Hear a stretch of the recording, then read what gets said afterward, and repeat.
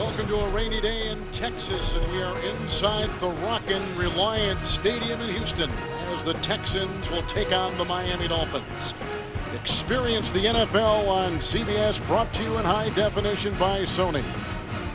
And our kickoff is next on CBS.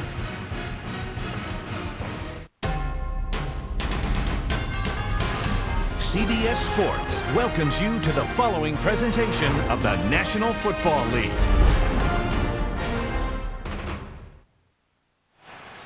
Cam Cameron is in his first year as the head coach of the Miami Dolphins. He replaces Nick Saban. Cameron was with the San Diego Chargers as their offensive coordinator. Another offensive coordinator that's become a head coach last couple of years, Gary Kubiak, under Shanahan in Denver in his second year with the Houston Texans. They had a good finish to last year as Jay Feely gets ready to kick this off for Miami. And deep back will be Dexter Wynn. He was a draft choice by Philadelphia, let go, and then while on the street, the Texans needing a return man last year, jumped into the fray in November, so he returns things here in Houston. Miami, just the third time in the history of their franchise off to an 0-4 start. And here we go, the Dolphins and the Houston Texans in 3 yards deep. Wynn will take it out for Houston.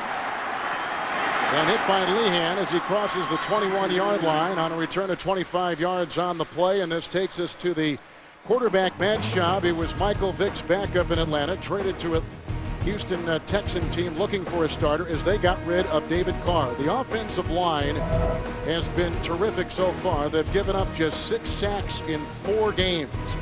And we mentioned there is no Andre Johnson, there is no Amon Green, so watch for Ron Dane in the backfield.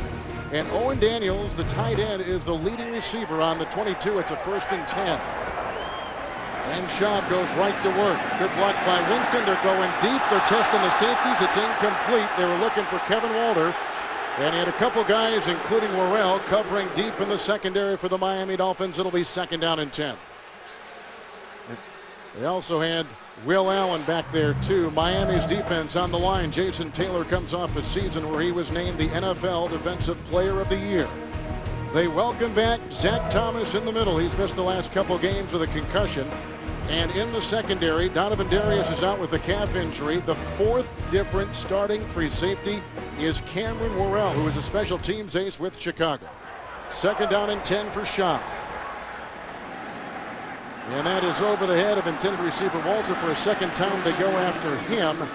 And covering on the play was Will Allen, a former #1 draft choice by the New York Giants. It is 3rd and 10. And Kevin, you mentioned the 4 different free safety, and that's exactly what Cam Cameron told us last night. He would not be surprised to see the Texans come out throwing the ball early. They lost Jeremiah Bell. They're without Travaris Tillman. Donovan Darius, who started last week, he's not going to play. So they are thin in the secondary, and now Cameron Worrell will make his first start today. 6 in the secondary, 3rd down and 10. And Schaub, and this is caught 3rd consecutive time they go at Walter. He is guarded on the play by Worrell. He's out to the 38-yard line, picks up 16 on 3rd and 10, and that is a Texan first down. Well, you just watch Matt Schaub, all 6'5" of him, good protection. He slides to his right. He's got plenty of good arm strength, and he's doing a nice job, especially these last couple weeks, without his go-to guy, Andre Johnson.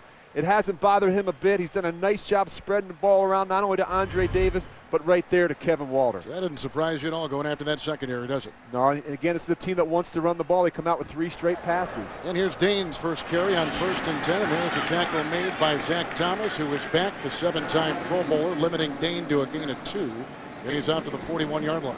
And as much as I like Ron Dane and what he brings to the party, they are not the same football team without Amon Green. He gives them so much more production, so much versatility, so much more in terms of the passing game.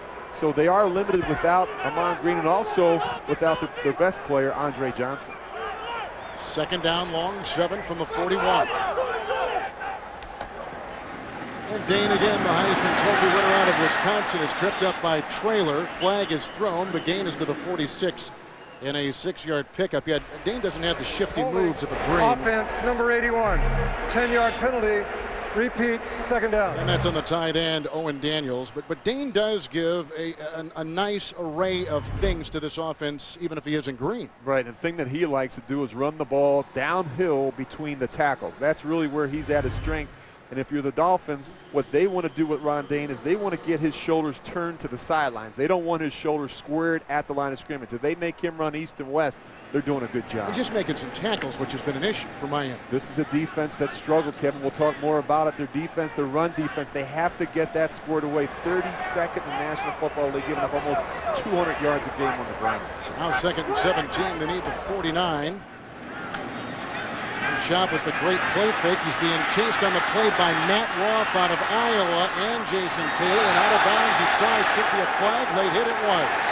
At the 32, the scrambling Schaub out of Virginia was hit on the play. We saw this last night, in fact, in the Florida LSU game. A late hit late in the game by LSU on Tim Tebow, the Florida quarterback. Near the sideline, just exactly what Schaub was doing right there. Schaub grew up in suburban Philadelphia. He went on to Virginia. Personal foul, unnecessary roughness, defense number 99. Late hit out of bounds. 15-yard penalty, automatic first down. Hey, Rich, did you sense in talking to the Dolphins last night any kind of frustration trying to make things happen when maybe something wasn't there? Well, from that very player right there, Jason Taylor, we sat down with him last night. He almost looked like he was disgusted that they'd gotten off to such a poor start, and there's been so much criticism about their run defense. This is a prideful group, a group that is used to playing with the lead and had some success, and they're not happy right now. Fafita is on the defensive line, just a new sub on 1st and 10. It's a gain of 2 for Ron Dane, who was gang tackled on the play, hit by Wright, among others. And up to the 49-yard line for the Houston Texans. They've lost 2 straight, but if they win today, they'll be 3-2 for the first time in their 6-year history. Second down and 8. Well, the good news for the Dolphins is they have their emotional leader, the catalyst of this defense, Zach Thomas, back in there, and that'll help settle them down. And he calls all the plays out ahead of time. He makes all the adjustments for them. He's a very smart, very savvy guy that's got a lot of experience, and they're a different defense with him in there. Second down and 8, another fake, and there's a good block by Salon, giving time to Schaub, and he's got Andre Davis working on Worrell inside the 5. Andre Davis had a career game last week in Atlanta. A 49-yard strike, 1st and goal. They work on the first-time starter, Cameron Worrell, again for Miami. And that's what you have to do. You have a guy who's never played before in this start, and he's out of position. He takes a peek in the backfield, and what happens? It's just enough time for Andre Davis to get up on him on the post corner route, and a great throw by Matt Schaub. Taylor, Wright, they got Fafita along with Jason Taylor on that defensive line. 1st and goal at the 2. A couple tight ends, and this is Ron Dane. And the former Denver Bronco and New York Giant is stacked up. Roth among others right there. No gain on the play. 2nd down and goal. Well, he has the bullseye on him today, Worrell. I mean, you just know that they're going to test you, and they find ways to do it. You got to give credit to the Texans and to Gary Kubiak. They knew that was going to be an issue for them, the safety position, and they did a good job coming out early, attacking their weak spot. Patier becomes the 3rd tight end, 2nd and goal at the 2. 9th play of the drive. 2 long pass plays on this drive by Schaub. 6 on the defensive line. This is Dane. There was a lead block by Weary, and a tackle was made by Derek Pope, who is starting outside today for Channing Crowder, who is injured and out. It's a gain of a yard. It'll be 3rd and goal at the 1. You know, the interesting thing is this team struggled last year. I'm talking about the Texans in short yardage and goal line situations. And you have to be able to gain a yard on 3rd and 4th and 1. You have to be able to do it by running the football, and they were not able to do that last week in Atlanta, and it really cost them. So there are 6 on the defensive line. There are only 3 defensive backs. It is 3rd and goal at the 1. Still the 3 tight ends for the Houston Texans on the game-opening drive. Ron Dane hit by Zach Thomas with a great hit inside the 1-yard line, bringing up 4th down and goal to go. What would you do? They're going to go for it. And again, I think Gary Kubiak is going to send a message to this offensive line and this football team. Hey, guys, we got to find a way to get it over the line. I mean, this is ridiculous. This is the 2nd week in a row now where they've struggled. And one of the reasons they're struggling in short yardage and goal line situations is they're getting penetration. Penetration in the backfield is devastating to the short yardage run game. No changes defensively. Still the 6 on the defensive line, 3 in the secondary. 4th and goal at the 2 on the game-opening drive, and still the 3 tights. And Dane powering his way across. And that is, and we have not gotten a sign now. Finally we do. It is a Texans touchdown from Ron Dane, who gets his first rushing touchdown of the season. And this is what Ron Dane gives you. I mean, this is what he's here for. This short yardage runs, this power game, that's his baby. And that's what he does best, because it gives you all that 250 pounds right up inside. So here's the extra point now by Chris Brown. He's the only kicker the Texans have ever known. 7-0 Houston. There were some big plays on that drive, namely a 49-yard pass to Andre Davis. 7-0 Houston. Ron Dane left as a free agent from Denver, and a guy who had some first-hand knowledge of him there was his offensive coordinator, Gary Kubiak. And when Kubiak got the job here, he reeled in Dane when they knew they needed more in the offensive backfield. Great opening drive. A key conversion on 3rd and 10 on that drive. The long pass to Davis, the touchdown, a 1-yard touchdown run by Dane. And here's the ensuing kickoff. This is Ted Ginn Jr. out of the end zone. First-round pick out of Ohio State has been very quiet on special teams. Brings it up and is brought down by the rookie Bennett near midfield. A 53-yard return. Terrific job by the rookie. Trent Green's next. The NFL on CBS is sponsored by Southwest Airlines. With Southwest Airlines' convenient nonstop flights, it's like having your own company plane. Refreshingly smooth Bud Light. Always worth it. And by the new AT&T. Your world delivered. An 11-play, 78-yard drive by the Houston Texans on their first possession. Let's see how Trent Green and Miami respond. A 53-yard kickoff return by Ginn, 1st and 10. Green right to work. And then a quick throw is caught by Marty Booker. He is brought down on the play by Fagans. He picks up 5 on the play. He is down to the Houston 47-yard line. Trent Green's career quarterback rating is 87. He's nearly 15 points lower in his first year with Miami. Satella, the rookie center, the lone starter who doesn't weigh at least 325 pounds on that line. And Ronnie Brown leads the NFL in yards from scrimmage. 2nd down and 5 from the 47. And this is our first look at Brown, nailed by Moreland Greenwood, a former 3rd-round pick by the Dolphins out of Syracuse. Gain of 4. He's down to the 42-yard line. Part of a Texan defense, which has a good-looking rookie on the defensive line, Okoye, just named the AFC Defensive Rookie of the Month. The linebacker, D'Amico Ryans, leads the Texans in tackles. And in the secondary, cornerback Dante Robinson is on the doorstep of being an all-pro corner. 3rd down and 1. The ball just inside the 43, officially at the 42. 2 tight ends. Peel has come in, and he comes in motion. Ronnie Brown, Maui with a good block, and that opens up the door. The rookie fullback with the good block. The tackle made by Hutchins on Brown to the 31. A first down run of 12 yards, and the Dolphins move the chains. Well, they love to run Brownie Brown to the left and downhill between the tackles. That's where he does most of his damage. And then when he gets into the secondary, he is strong and powerful. He's got big legs. He's hard to bring down.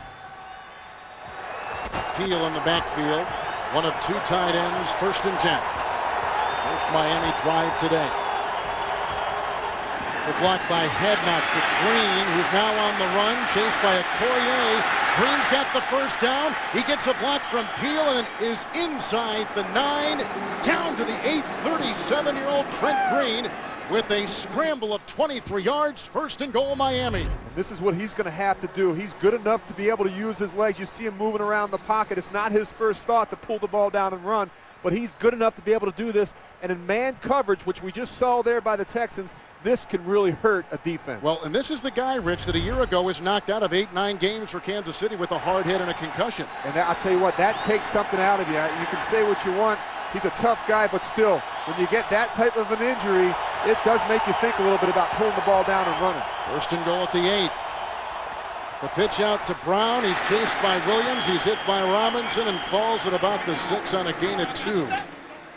Ronnie Brown, second overall pick out of Auburn. You can see no first quarter touchdowns in the last 8 games going back to last season. I think Ronnie Brown this offseason took a look at some of that San Diego tape last year with Cam Cameron. Wise thing. And LaDainian Tomlinson, and he figured it out pretty quick. He said, hey, if I learn this system, I do the right things, I could have a mega year. Anthony Maddox is coming on the defensive line for the Houston Texans. Second down and goal at the 6. Good block by Brown. It's dropped by the fullback, the only one on this team, Mauia, who is out of Hawaii. He is the rare combination of college fullback and defensive lineman. Right, you see they run this fire pass. They really like this off the run action. He gets out in the flat. He outflanks the linebacker, D'Amico Ryans. Not a perfect ball, but one you'd expect that he'd make. Derek Hagan is coming as another wide receiver. He'll be in the slot, bottom of your screen. Brown by himself in the backfield. Base defense for the Texans. Third and goal at the 6 on Miami's first offensive possession today. Ronnie Brown following head knock. Rich showed us this in the pregame show, and he weaves his way to the 1. He is tackled by Hutchins on a gain of 5. That's the very play you showed us in our open. They love that power roll. That is their baby. And the thing about Cam Cameron, he'll run it over and over again. You see Hadnot pull around right in the hole. And then Ronnie Brown does a nice job. Good patience. You see how he just waited on that block to develop, and then he follows him right up into the hole.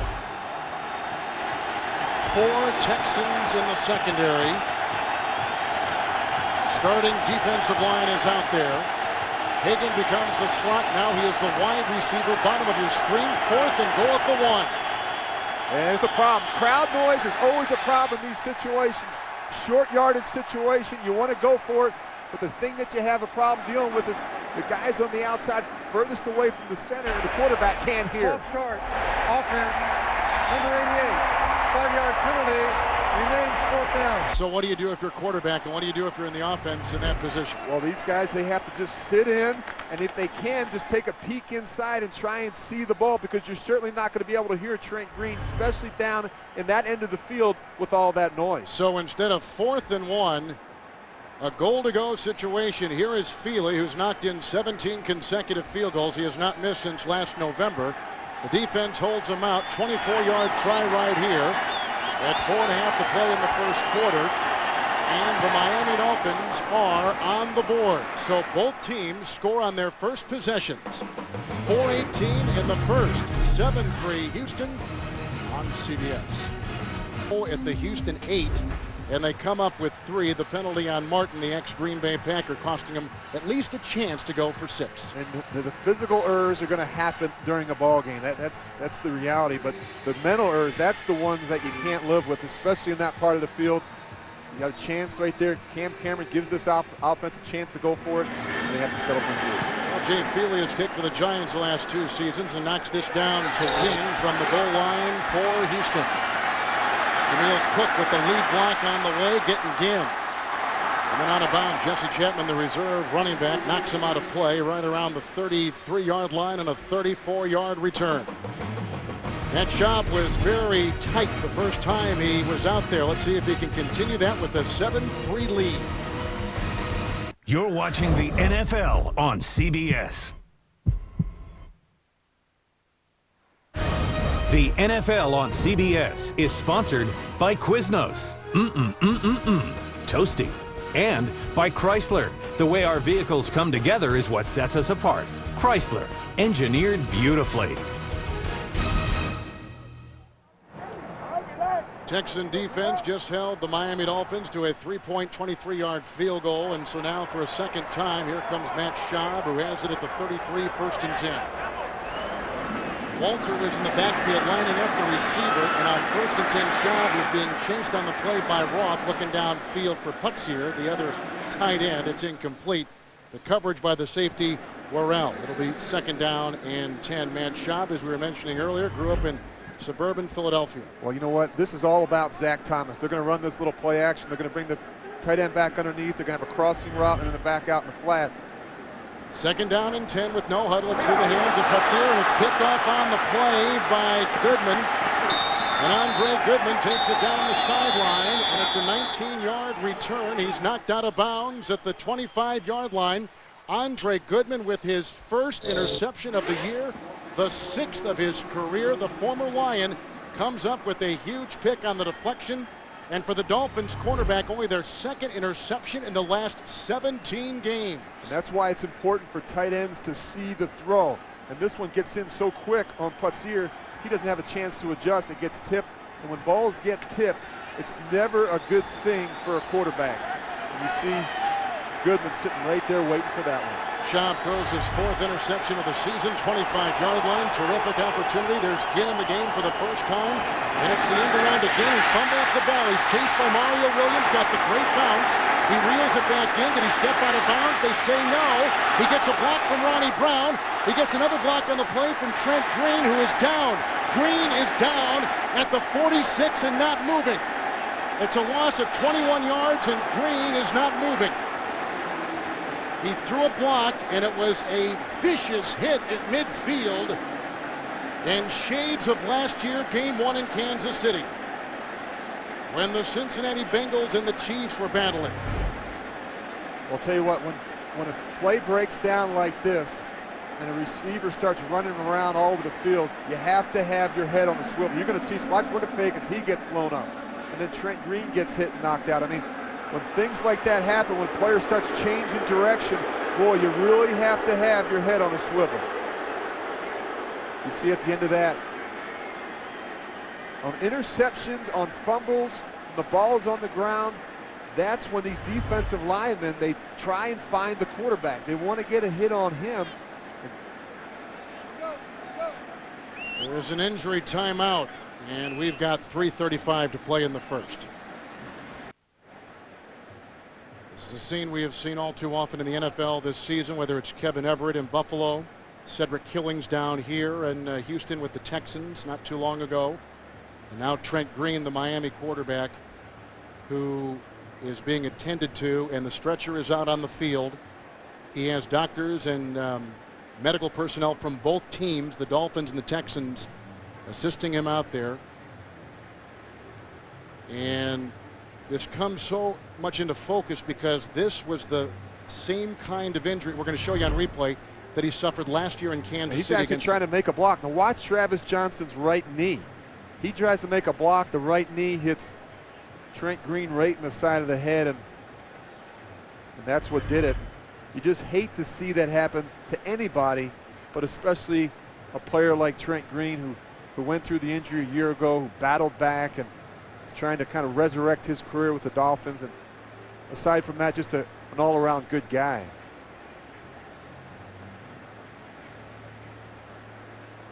There was also a penalty on the play, which we will address and hopefully update the Trent Green situation when we come back to Houston. 3:35 first quarter.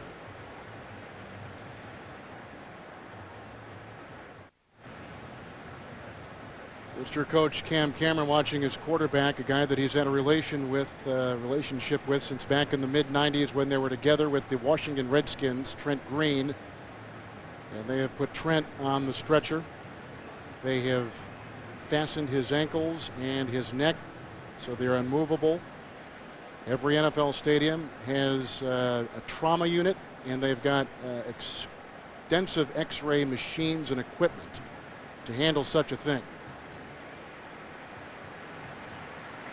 But what brings this even more to the forefront is that this is the same kind of hit. I don't know if it's the same kind of injury because we don't know, but the same kind of hit, basic hit that he took against Robert Gathers with the Cincinnati Bengals opening day at Arrowhead Stadium in Kansas City a year ago. And one more look.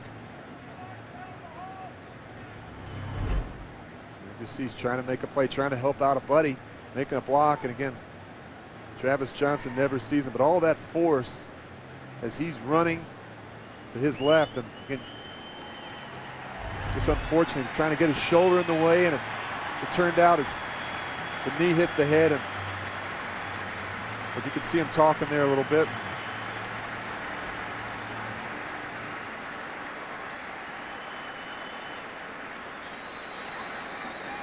Ironically enough, my partner here, Rich Gannon, is flying after this game to the NFL headquarters in New York, and you're going to meet with the doctor and talk about an injury to the spinal cord to the neck that you suffered, which ended your career. Yeah, it's amazing, and you're seeing more of it, unfortunately, in the National Football League. And I had my career end very much the same way on a hit from Derek Brooks on a Sunday night against Tampa in 2004, and actually it was just significant enough that Kevin, that I fractured my C6 and T2, and really ended my career.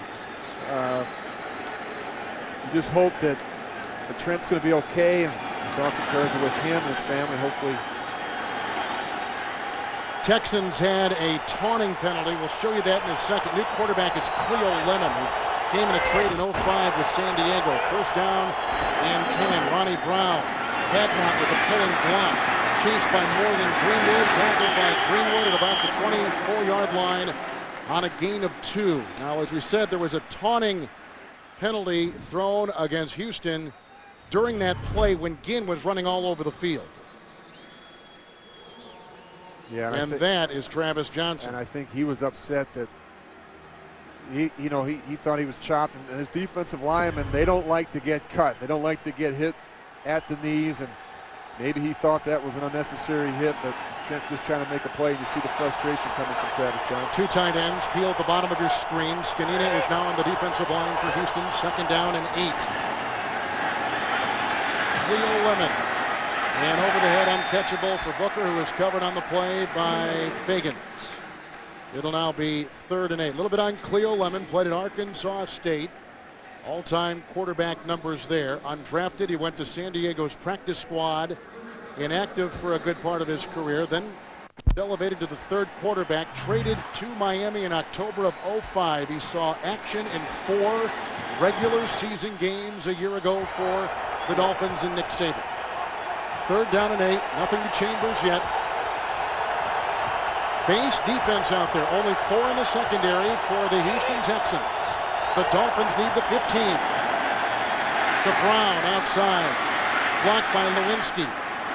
Satella with the block. And look at the corkscrewing Ronnie Brown, who is brought down by Von Hutchins. It's a gain of 10, a catch and run of 10 on 3rd and 8. And a first down for Miami at about the 12. And they bring the pressure. They have the young quarterback in there. They bring the pressure. Nice job on the screen. Really a nice job by Ronnie Brown keeping his balance. He stumbles a little bit, but he does enough to kind of regather himself and fall forward for the first down. 1st and 10. Peel with the block, and Brown sent downhill inside the 10 to the 8, where he is stopped by Okoye. First round pick out of Louisville. It's a gain of 4 on the play. Mark him right at the 8-yard line. They've run that play a couple times in this game, like you predicted. They love the power. Oh, they also love the draw to Ronnie Brown. Cleo Lemon, 2 things with him.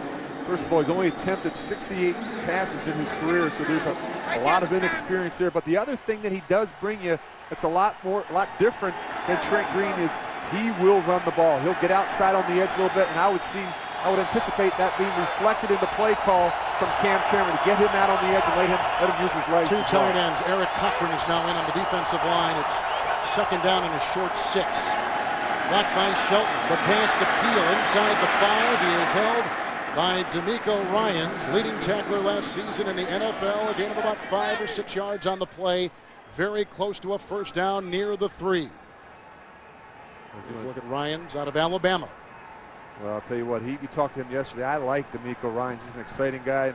He talked about the thought process that go through his head as he's lining up and getting ready for a snap. He says, I always look at the personnel to find out who's in the game. The important thing is I have to find out where the tight end is located and convey that information so I can set the defense. The other thing is the backfield set. That tells me a lot, as well as the down and distance. This is a guy that really studies a lot of tape and understands situational football and really does a good job preparing, and not only that, but anticipating what he's going to see. 5th defensive back has been put in. He's going to see 5 now in the secondary on this 1st and goal at the 3. An interception. Set this up by Goodman on a deflected pass. Hagan is the third receiver. And he's on the move. It's Brown who squirms in. He got by D'Amico Ryans, and he's in for the touchdown. A 3-yard touchdown run by Ronnie Brown. His 4th of the year, and the Dolphins are on top, and they cash in on the interception by Goodman. That's a good job by the Dolphins. They use a lot of different personnel groups. You see the motion, and that makes this defense have to adjust on the move. And what they do, that's really more for disguise. They go run Ronnie Brown up inside.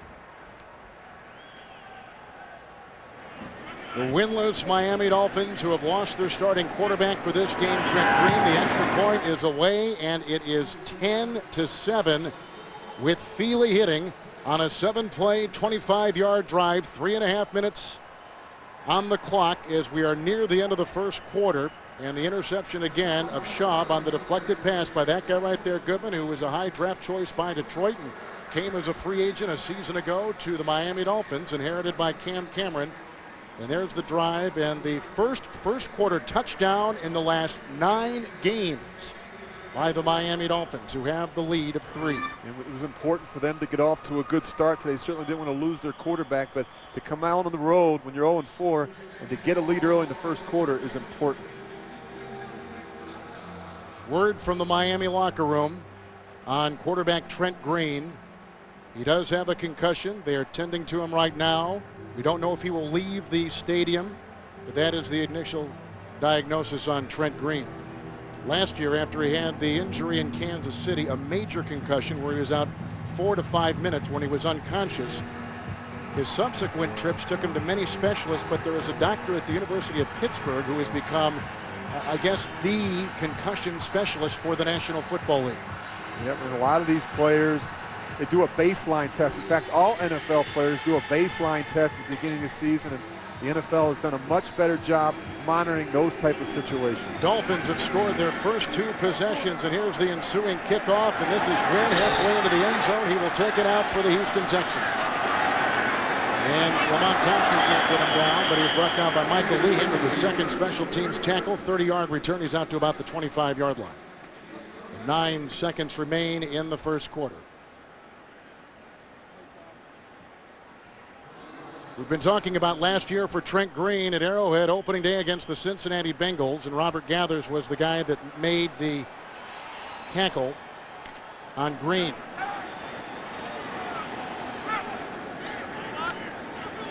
And there was no penalty on that play, by the way, on Gathers of Cincinnati. No suspension. From the 25, 1st and 10.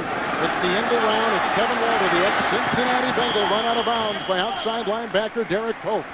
He's out to the 33, a run of 9 yards to the 33-yard line, and 2 remaining on the first quarter clock, and that will take us to the conclusion of the first. 3-yard touchdown run by Ronnie Brown of Miami. The Dolphins have lost their starting quarterback at the end of 1. It's the Dolphins 10-7.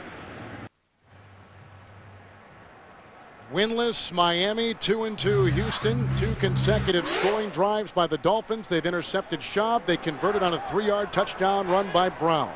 Starting the second quarter, 34, 2nd down and 1. And this is Sam Congato, hit by Worrell, making his first start, as we mentioned earlier, to the 40-yard line, gain of 7. He came in a trade with the Green Bay Packers with Morency last year. Trent Green was injured in the first quarter. He came on the reverse play and again fumbles the ball. Again, the change of direction. Trent trying to make a block. Travis Johnson, the right knee to the head. That's really what did it for him. And see them playing there. I hate to see a teammate get carted off the field. That's never a positive thing. And now you have to kind of refocus your energy and efforts and try and find a way to win this football game. David Anderson is the slot receiver. There are 5 in the secondary for Miami. It is 1st and 10. Here comes Sam Congato from Nigeria. He scoots his way near the 45-yard line, brought down by Zach Thomas on a gain of 4. What does Zach Thomas coming back to this defense mean for the Miami Dolphins? Well, he's their emotional leader. He's the guy that they count on to kind of get them lined up, really to calm them down when things aren't going well. And the thing about him is he plays downhill. He attacks the line of scrimmage. He anticipates well, and that should really help this run defense kind of get turned around in the right direction. Now 4 in the secondary, 2nd down and 6. It's a block by Bruner. And the pass by Schaub is caught by Andre Davis out of Virginia Tech and gang tackled at the 35-yard line, hit by Hill among others. A flag is thrown back at the 37. 20-yard gain as it stands right now, but it could be against Houston. Offense, number 87. 10-yard penalty. Repeat, second down. It was Jason Taylor who is coming around that wing, and Bruner, the former Pittsburgh Steeler and known for his blocking, is the guilty party. It's actually Joey Porter. Joey Porter. And that's one of the reasons why they got Joey Porter. You see Bruner, he's just grabbing him, trying to bring him down. Joey Porter is going to be able to complement Jason Taylor in this 4-3 defense, and they want to get him on the edge where he can go to work on that left side of the front line. What have you seen in Schaub when you're watching tape and early in this game here? Well, I like what I've seen on tape, although in this game I have to say he's missed a bunch of throws high. And he looks like he needs to settle down a little bit. He looks like he's out of rhythm. And a lot of that has to do, when I look at quarterbacks, their footwork. If their footwork is not in the right spot, that will affect the accuracy. 5 in the secondary for Miami. Second down, 16. That was batted down at the line of scrimmage. Incomplete pass. Now it'll be 3rd and 16. Roderick Wright. Here's an interesting story. He was the Defensive Player of the Year in the Big 12 at Texas with that national championship team. Injured his shoulder. He didn't play last year, although he was a 7th-round draft choice by Miami. Spent last year rehabbing. Saw his first action last week, his first career in the NFL starting category today. Get a chance to step in for Barney Holiday, who's out with a foot injury. They need him to have a big performance inside there. 3rd and 16, they need the 50. Shuttle pass, and it's caught by Ghana, who runs right into Ronaldo Hill and is hit by Allen, and they got a punt on a gain of 4, and he's out to about the 39-yard line. And you can There aren't a lot of things in your arsenal for 3rd and 16, are there? No, there's not a lot of play calls, but I'll tell you what, you can see the Miami defense as they leave the field. They're fired up. They've been called to the table. They have not performed well. They were counting on this group to really carry this football team for the first month of the season. They haven't done that, but they have their mindset today on going out and having a flawless performance. Just saw a familiar face if you're a Dolph fan. Matt Turk with St. Louis last year, first year with Houston, but a 2-time Miami Dolphin gets off a terrific punt, which Ginn will fair catch at the 17. Make it the 13-yard line. 13-yard line. 48-yard, well-placed punt, and 12:22 to play in the second quarter. And coming up on the Sprint Halftime Report, join JB and company for all the information, NFL scores, highlights, and news coming up from New York on the Sprint Halftime Report. With Rich Gannon, Kevin Harlan. 2 possessions by Miami, 2 consecutive scores, including a 3-yard touchdown run. Texans scored on a 1-yard touchdown run by Dane. Starting quarterback Trent Green has been knocked out. Houston just punted 14-yard line. 1st and 10 for backup Cleo Lemon. Ronnie Brown. And look at him skirt away in the secondary and hit by Von Hutchins, the ex-Colt. He's out to the 35, carrying a pile. He picks up 21. Earlier in the game, he had a 12-yard run. That's a first down. Well, just good patience. See that block in the hole. Look at him just scoot to his left, gets restarted, twist and turn, and then he just starts bowling forward. Ronnie Brown right now is on fire, and the Texans defense can't let him get started. Ginn is in as a slot receiver. Brown has 55 yards. 1st and 10, 36. Fake to Brown, and Lemon buys time, and he's got his receiver downfield, and that is a good-looking catch by Ginn, who is forced out of bounds by Hutchins near the 29. It is a 35-yard pickup as Ginn gets his 2nd reception of the season. And you sell the run, and that's what happens when you're running the ball well. You can do this, and this opens up big plays in the passing game, and it's hard to get receivers this wide open in the secondary. But that's what Ronnie Brown does for you in the passing game as well. You see the fake, the good action, the linebackers get sucked up, and now Cleo Lemon has a chance to find Ginn over the top. Ginn is out, Booker is in. 1st and 10 from the 28. 3rd possession for Miami. 3rd time they've moved the ball well. It's Brown. Ariel with the block and a lead down to about the 24. Brought down by Jeff Scanino. 4 years a Dolphin. Signed here as a free agent in the offseason. Gain of 3 to the 25. The thing that you know about Cam Cameron, he's a patient play caller. He has a game plan. He knows what he wants to do. They want to find a way to get Ronnie Brown going. He accounts for 41% of this offense, but he also knows they have to throw the ball some. And the play-action game is a big part of what they do. 2nd and 7 from the 24. Blocked by Vernon Carey, going for Booker on the side. Incomplete with the coverage on the play by the rookie out of South Carolina, Fred Bennett. Incomplete pass. A head coach calling his own plays. It keeps them pretty involved with the team when they do that, don't they? It does, and they need help. They need help to manage the game. That's why they usually have another assistant up top, either helping them with personnel groupings, helping them with terminology in terms of the players coming on and off the field. So that's what Cam counts on, a coach upstairs helping him to kind of be another set of eyes down the field. 5th defensive back has been added in the secondary for Houston. Again, as the slot receiver attackers screen 3rd and 7.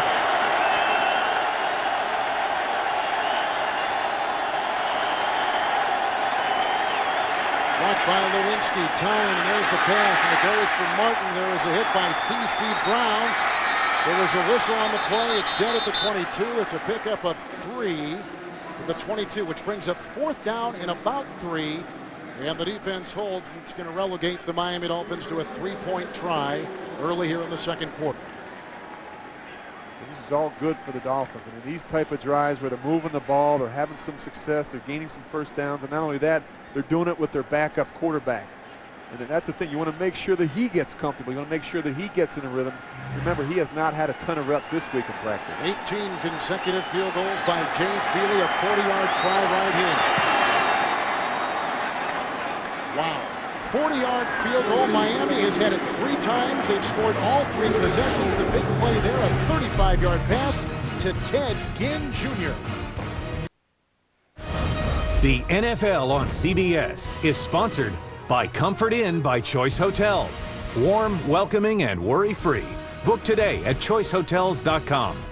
The Civic from Honda. Reverse your thinking. And by Xbox 360 and Halo 3.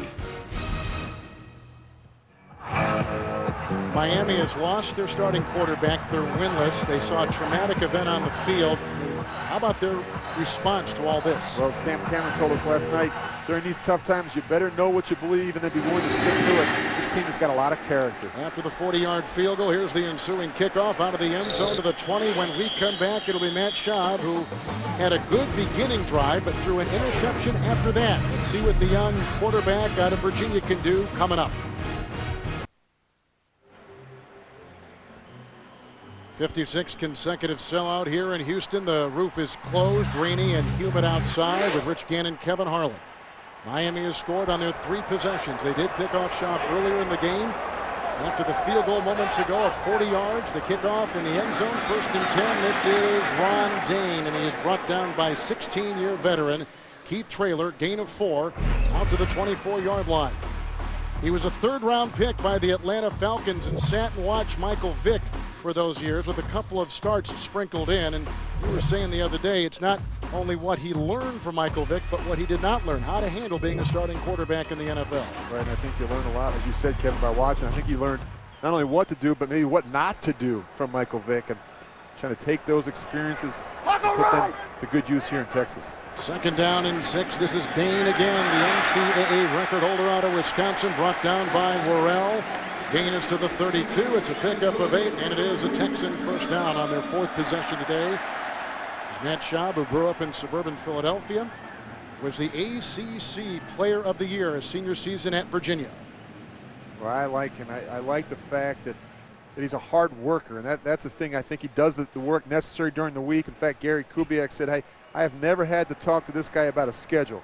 He loves football, and the thing I have to do is I have to tell the kid to go home. He spends so much time at the facility preparing and watching film. The rookie Soliai is on the defensive line for Miami, 1st and 10. They're blocked by Salam outside to Owen Daniels, where they've covered him well. There is 7-time Pro Bowler Zach Thomas with the tackle near the 40, gain of 7. And you can see he's not happy with that throw.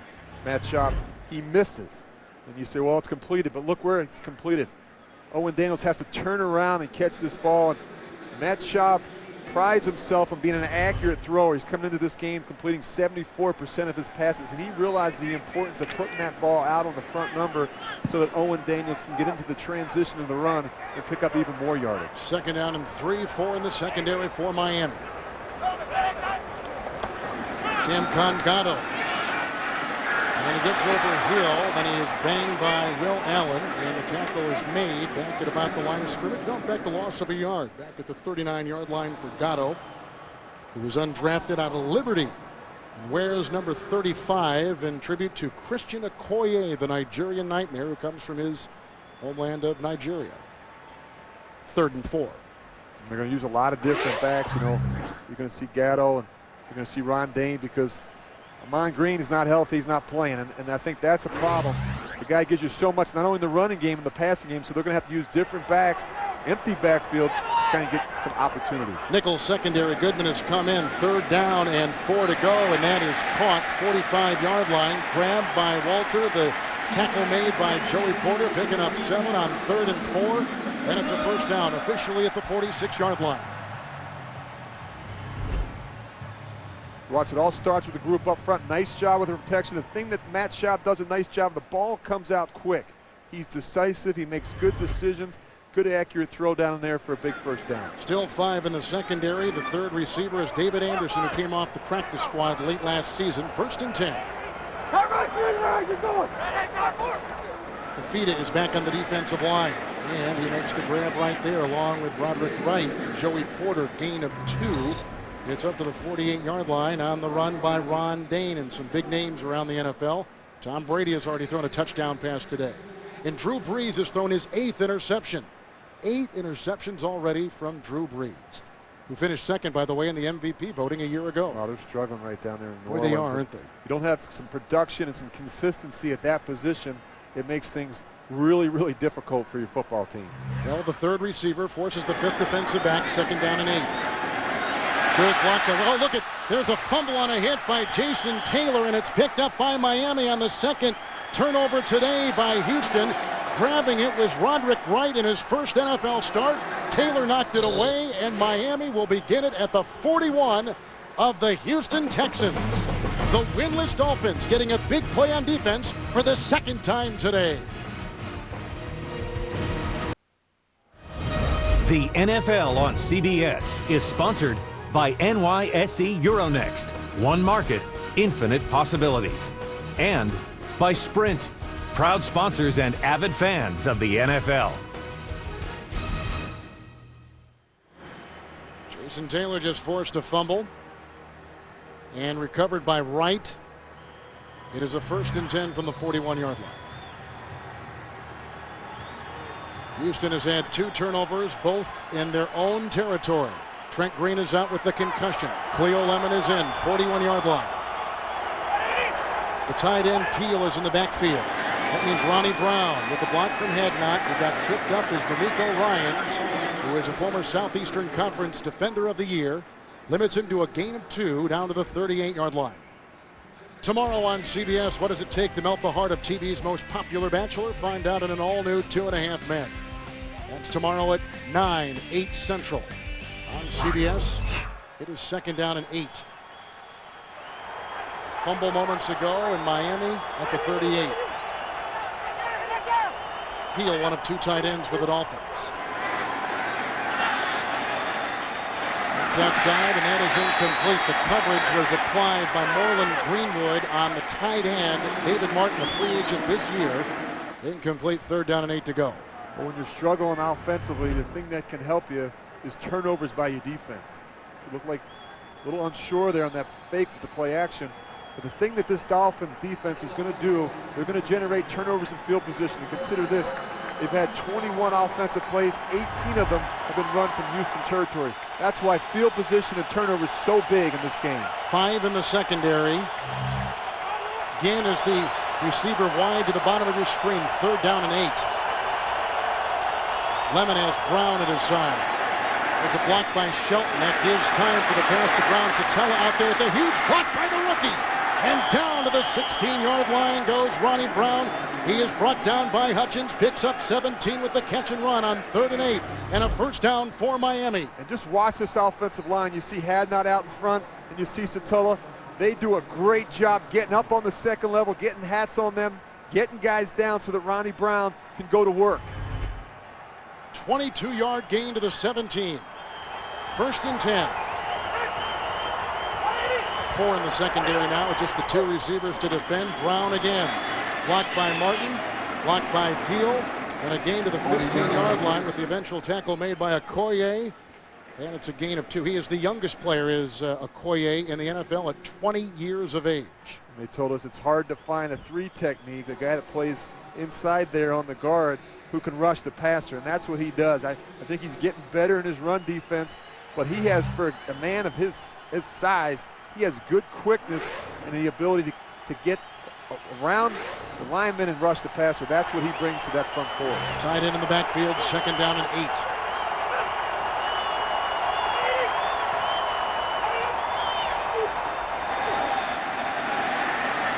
Incomplete. Boy, there was some great coverage by Cochran, who came off the wing. Incomplete pass looking for Peel. What do you know about Cleo Lemon? I know that he and Trent Green got in a pretty good duel in training camp. Well, they liked him. They liked him enough to trade for him with a couple of years back with the Chargers, and so he's been in this system. He's got a good feel, good understanding of it. The thing that he doesn't have is the experience and the reps. We talked about the fact that just 68 career attempts prior to this game, not a lot, and so he's learning on the job. But they like the fact that he's a sharp guy, he studies, he prepares well, even though he doesn't get a lot of reps, and he moves well in the pocket. 5 in the secondary. Hagan is the 3rd receiver. 3rd and 8 for Cleo Lemon. And looking for the side, and incomplete, and that was to Chambers, who has not caught a pass today. The rookie Bennett was covering on the play at around the 5-yard line. And the defense of the Texans hold again the Dolphins to a 3-point try. And the Texans don't want him to get comfortable, and they bring D'Amico Ryans right up the middle, and you just can't have a guy come clean like that unblocked up inside the center guard gap. 33-yard try, 19 straight field goals for Jay Feely. He went to high school in Tampa, Florida. The Miami Dolphins had scored 4 consecutive possessions on 4 total possessions today. That was a 33-yard field goal and the big play, a catch and run of 22 yards by Ronnie Brown after the fumble that was jarred free by Jason Taylor. And Thursday on CBS on CSI, a bone-chilling case leads to a last-minute shocker. Don't miss a new episode of TV's most watched show. CSI, Thursday at 9, 8 Central on CBS. Well, let's step back just a minute here. We're in the late stages of the first half. I mean, a lot going on. The injury to Green, a very opportunistic Miami defense with 2 turnovers from Houston's offense. Is it playing out the way you thought, or is it a different feel? Well, I'll tell you what, no one anticipated, obviously, the injury to Trent Green, and that's unsettling. And a team can go one of 2 ways. Sometimes a team will go in the tank, or a team will find a way to rally around the next guy that gets in there, and I think that's what's happened. And I think the defense has picked up their pace. They've created some turnovers in field position for this offense. And on the flip side, Matt Schaub does not look comfortable to me right now. His timing, his rhythm is off. He's missed some throws. They need to find a way to settle him in and get him comfortable in a hurry. And like you said to begin the broadcast, this is only his 7th career start today.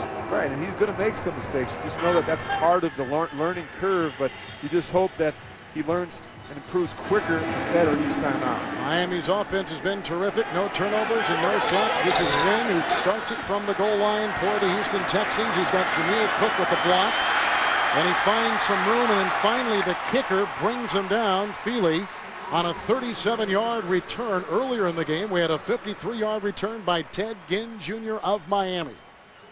Well, we talked about when you're struggling on the offensive side, you need some help for the defense. And you see Andre Goodman's interception on the tip. That got it started for the Dolphins.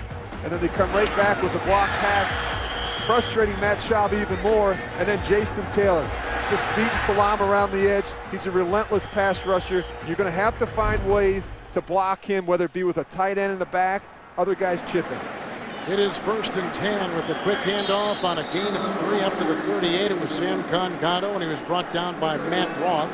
He wasn't a starter the first 2 years, but becomes one now. And there's a look at Keith Traylor. He helps on the tackle. 2nd down and 7. The ball's at the 38-yard line. We talked with Gary Kubiak yesterday, and he said one of the first things we do as an offensive staff each week is talk about our protection game, how we're going to block Jason Taylor this week. You see the fullback offset. They know that they need help. Can't block him one-on-one. It's 2nd down and 7. Fake to Gatto. Picked out by Winston, the right tackle, and that is caught by Andre Davis. And he was brought down by Will Allen, and the ex-Brown, ex-Patriot, ex-Buffalo Bill catches a 30-yard pass, and they'll mark the ball at the 32. A flag has been thrown at the 32. Another penalty. 10-yard penalty. Remains second down. It was on Chester Pitts, and it wipes out a 30-yard completion.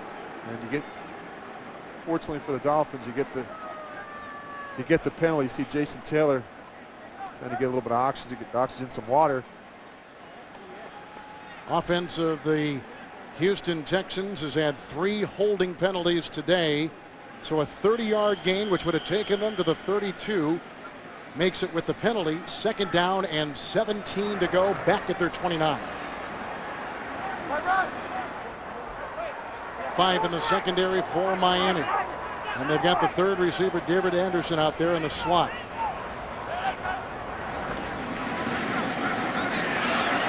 Page has taken the place of Jason Taylor. There is a pass across the middle, and it's caught by Andre Davis, who is hit by the defender Ronaldo Hill on a 16-yard pickup, and he's up to the 45-yard line. Well, I've been impressed with Andre Davis. I'll tell you what, he's bounced around some the last couple of years with Cleveland. The wing, you see him in the no huddle now.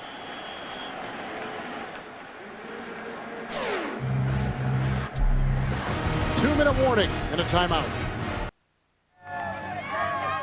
Rich, another game for the Texans without 2 of their main weapons, Amon Green and the receiver Andre Johnson. Yeah, and I think that obviously affects the play calling a little bit. I think they have to scale some things back and maybe not as much volume because of the loss of those guys. 3rd and inches, quarterback keeper by the 6'6" Schaub, who really is a tall quarterback and looks like he has pushed the pile across for the first down. And coming up in the Sprint Halftime Report, JB and Company with scores and highlights. That's from New York. The Sprint Halftime next on CBS. It is a first down. Gatto in the backfield, and 5 in the secondary for Miami. Shot goes to Samkon Gatto, and he's got room to roam, and he is hit head-on and drilled by Worrell on a 20-yard catch and run to the 34-yard line of Miami for Houston.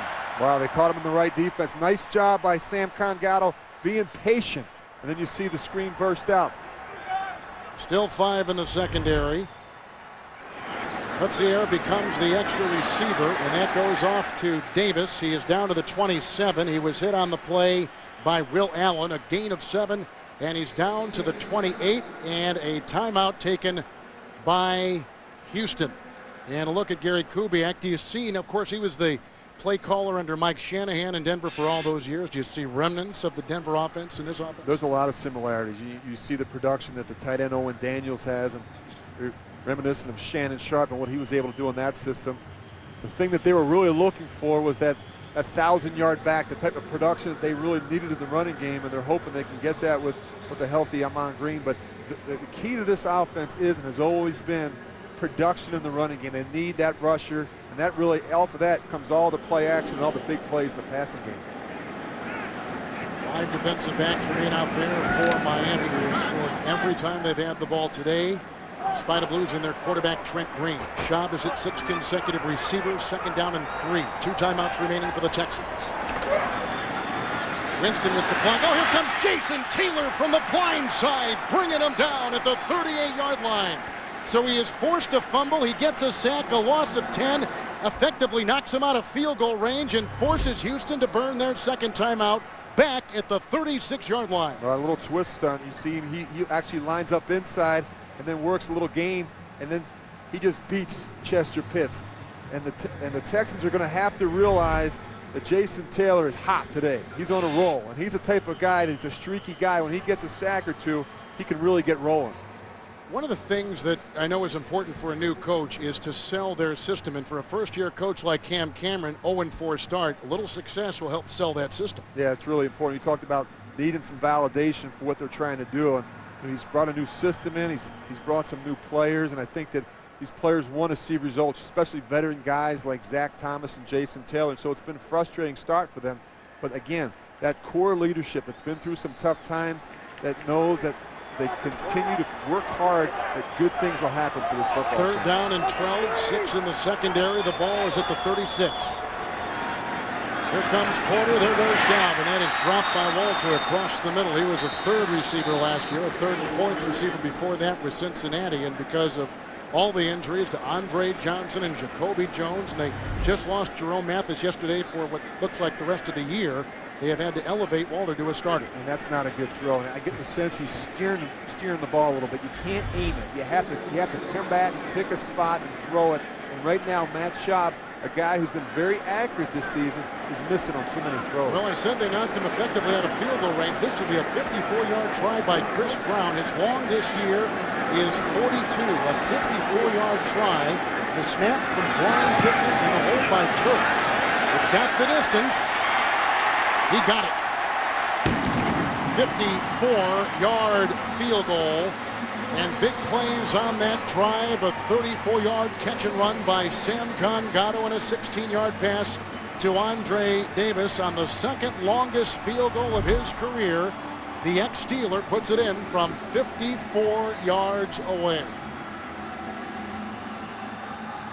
And that is the longest field goal in the short 6-year history of the expansion Houston Texans. And a little positive feel going into halftime. 46 seconds left. Check out the new NFL.com where you can see exclusive video highlights from all of today's Game for Stats exclusive video and much more. We send you to the new NFL.com for all the information you need in the NFL.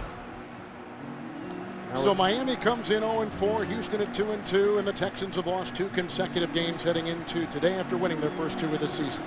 Keep in mind the Dolphins have 3 timeouts. I would imagine they would kneel on this or run a play or 2 and head to the locker room with a 16-10 lead. Unless, of course, they get the ball out to about the 35 or 40-yard line, then that might change the strategy for Cam Cameron. Ginn had a 53-yard kickoff return earlier. Here is a chip shot, which Ginn out of Ohio State will pick up at the 15-yard line for Miami. And with the Chapman block on the side, run out of bounds by Bennett at about the 36-yard line, a return of 21 yards. I think you take a shot or 2 here, Kevin. I mean, you got 39 seconds left. You have 3 timeouts. It's pretty good field position. I'm talking about it right now. You know what, at 0-4, you'd think some kids would press on this team, and maybe in the past they have. I haven't felt that pressing or trying to get too greedy on the part of any of these Dolphins today. Sometimes it can work to your advantage. I mean, if things aren't going well, you're 0-4, what more can you lose? And so sometimes you have a tendency just to go out and play and be aggressive and take some shots, and it also affects the play caller. There are 5 in the secondary. There are 3 wide receivers, including Ginn at the bottom of your screen. The 3 timeouts, as Rich just said, 37-yard line, 1st and 10. Blocked by Shelton on Williams, though, and he got Ginn on the deflected pass. It's incomplete, and Bennett, the rookie, in the secondary for the Houston Texans, just about had it. They've got high hopes for this kid, who has been limited with a hamstring issue and missed a couple games in this season. And this is just a bad decision. I mean, if Bennett doesn't get it, the safety's there to make the play, and that's just being overly aggressive, trying to make something happen that's not really there, trying to stick a ball up the sidelines into too deep coverage. Still 5 in the secondary. And the 3rd receiver now as Ginn heads to the sideline is Hagan, 2nd down and 10, 37.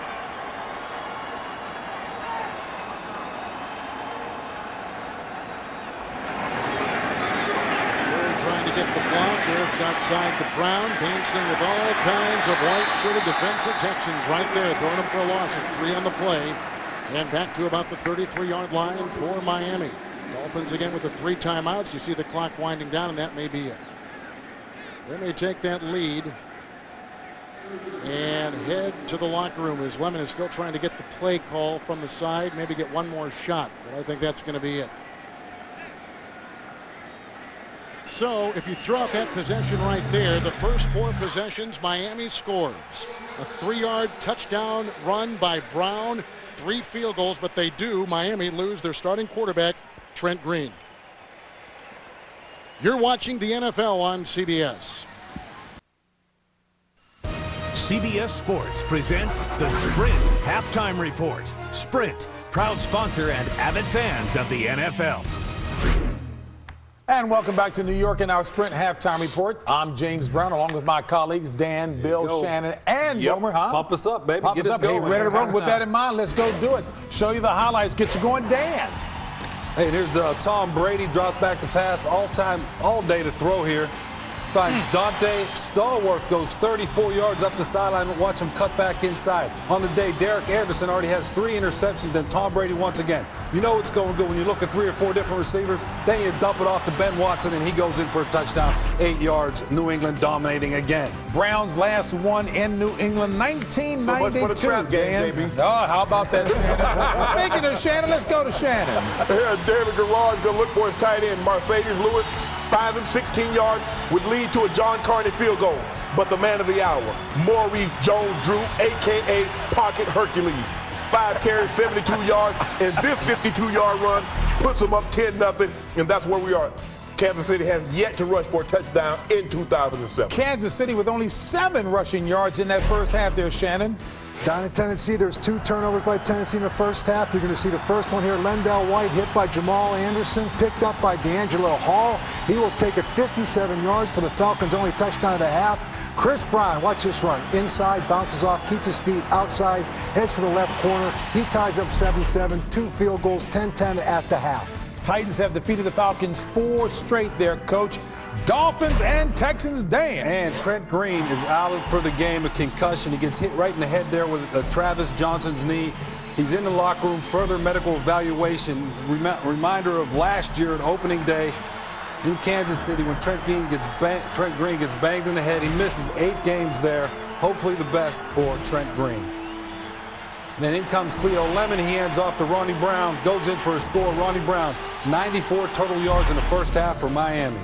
Dolphins looking for their first victory of the season, nursing a 6-point lead there. Jets, Giants, boom. Well, the Giants haven't had a running back by the name of Brandon Jacobs in their lineup for 3 weeks. You can see now he's coming back from injury, and Kerry Rhodes pulls it out from him, and Giggs scores on an 11-yard touchdown run. 7-0 Jets.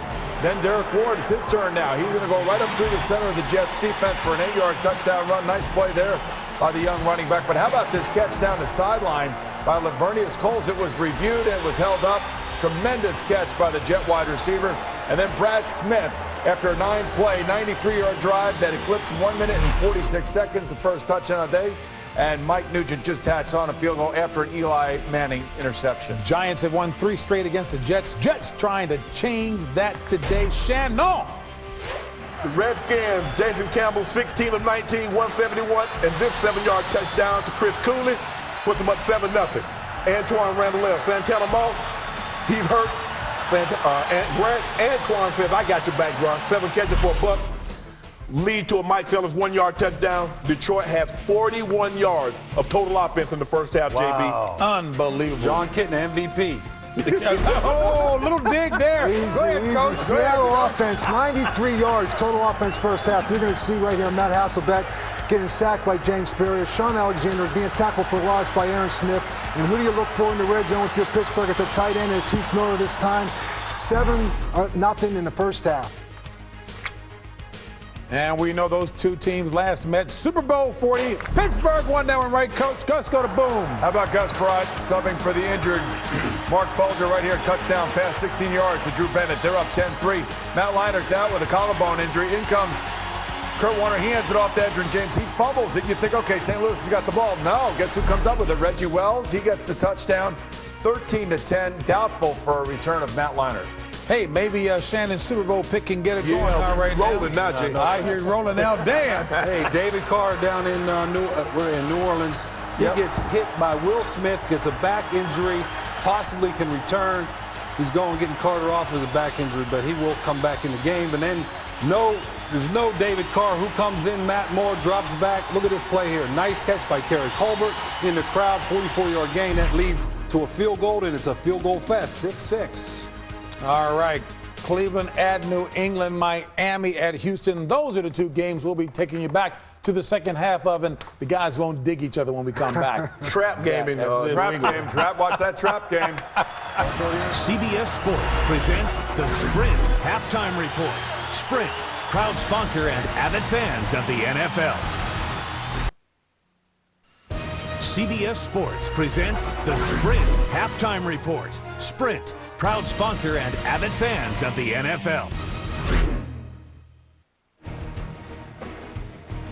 Houston with 2 turnovers in their own territory, leading to 10 Miami points. We'll come back here after this word from your local station. You're watching the NFL on CBS. The Miami Dolphins scored on their first 4 possessions today in a 6-point lead at halftime with Rich Gann and Kevin Harlan. This game being brought to you in high definition by CBS. Run defense has been an issue for Miami, but not today against the Texans. No, they've done a great job. They've really shored that end of it up, holding Ron Dane to just 22 yards on 9 carries. That was the key for them coming in today. They had to do a good job of that, and they've answered the bell. And through 30 minutes of football, here are some of our numbers with this game. The turnovers, the big story so far for Houston, both in their own zone, and Miami cashing in both times. Yeah, and they're getting pressure on Matt Schaub, and I like that. Jason Taylor with the 2 sacks, the turnovers. And again, when you're struggling on offense, you need your defense to come up with some big plays, some short fields, and that's what they've been able to do. The word on Trent Green, concussion. He is still being looked at here. There is a very good chance he will be taken to a hospital near Reliant Stadium, which, by the way, is right across the parking lot from the Astrodome. And a look at Cleo Lemon, who came in for Trent and will be the quarterback the rest of the way. I got to tell you, and you know, we're supposed to be as objective as we can possibly be, but Trent Green is a personal friend of both of ours, and it has been a very difficult half to do and a very difficult thing to watch on replay. Yeah, and he's such a good guy. We've talked about that, a guy that really prides himself on preparation and performance, and has been a great leader for this team in just a short period of stay in Miami. Here's Gann with the opening kickoff of the second half. He got a block from Chapman and tries to dance his way around before he is brought down by Cochran and by the reserve wide receiver activated today, Harry Williams out of Tuskegee. It's a 34-yard return. He is out to the 31-yard line. And there is Williams, came off the practice squad yesterday, and most of his pro experience has been in NFL Europa. Well, this team offense really struggled. The poor starts offensively, we talked about it. Just 3 points in the first quarter through 4 games this year. They had the lowest scoring differential coming in the Miami offense. And their first 4 possessions today, they go out and they get some scores. And that's really been huge for this group. Hagan is the third receiver. 5 defensive backs. Here's Ronnie Brown on 1st and 10. And he was tripped up initially by Dante Robinson. It's a gain of 3. And he's out to the 35, and N.D. Kalu, the ex-Eagle, is in there with the stop, and 66 yards on the ground for Brown today. He has 2 consecutive 100-yard games coming into today. And you don't want to get him started. You're going to look at Dante Robinson, and I'll tell you what, he's had a good year. And the thing that I like about him is he shows up in the running game. We know what he can do in terms of his coverage skills, but he's willing to throw his body in there. He's an aggressive corner who comes off the edge. 2nd down and 7.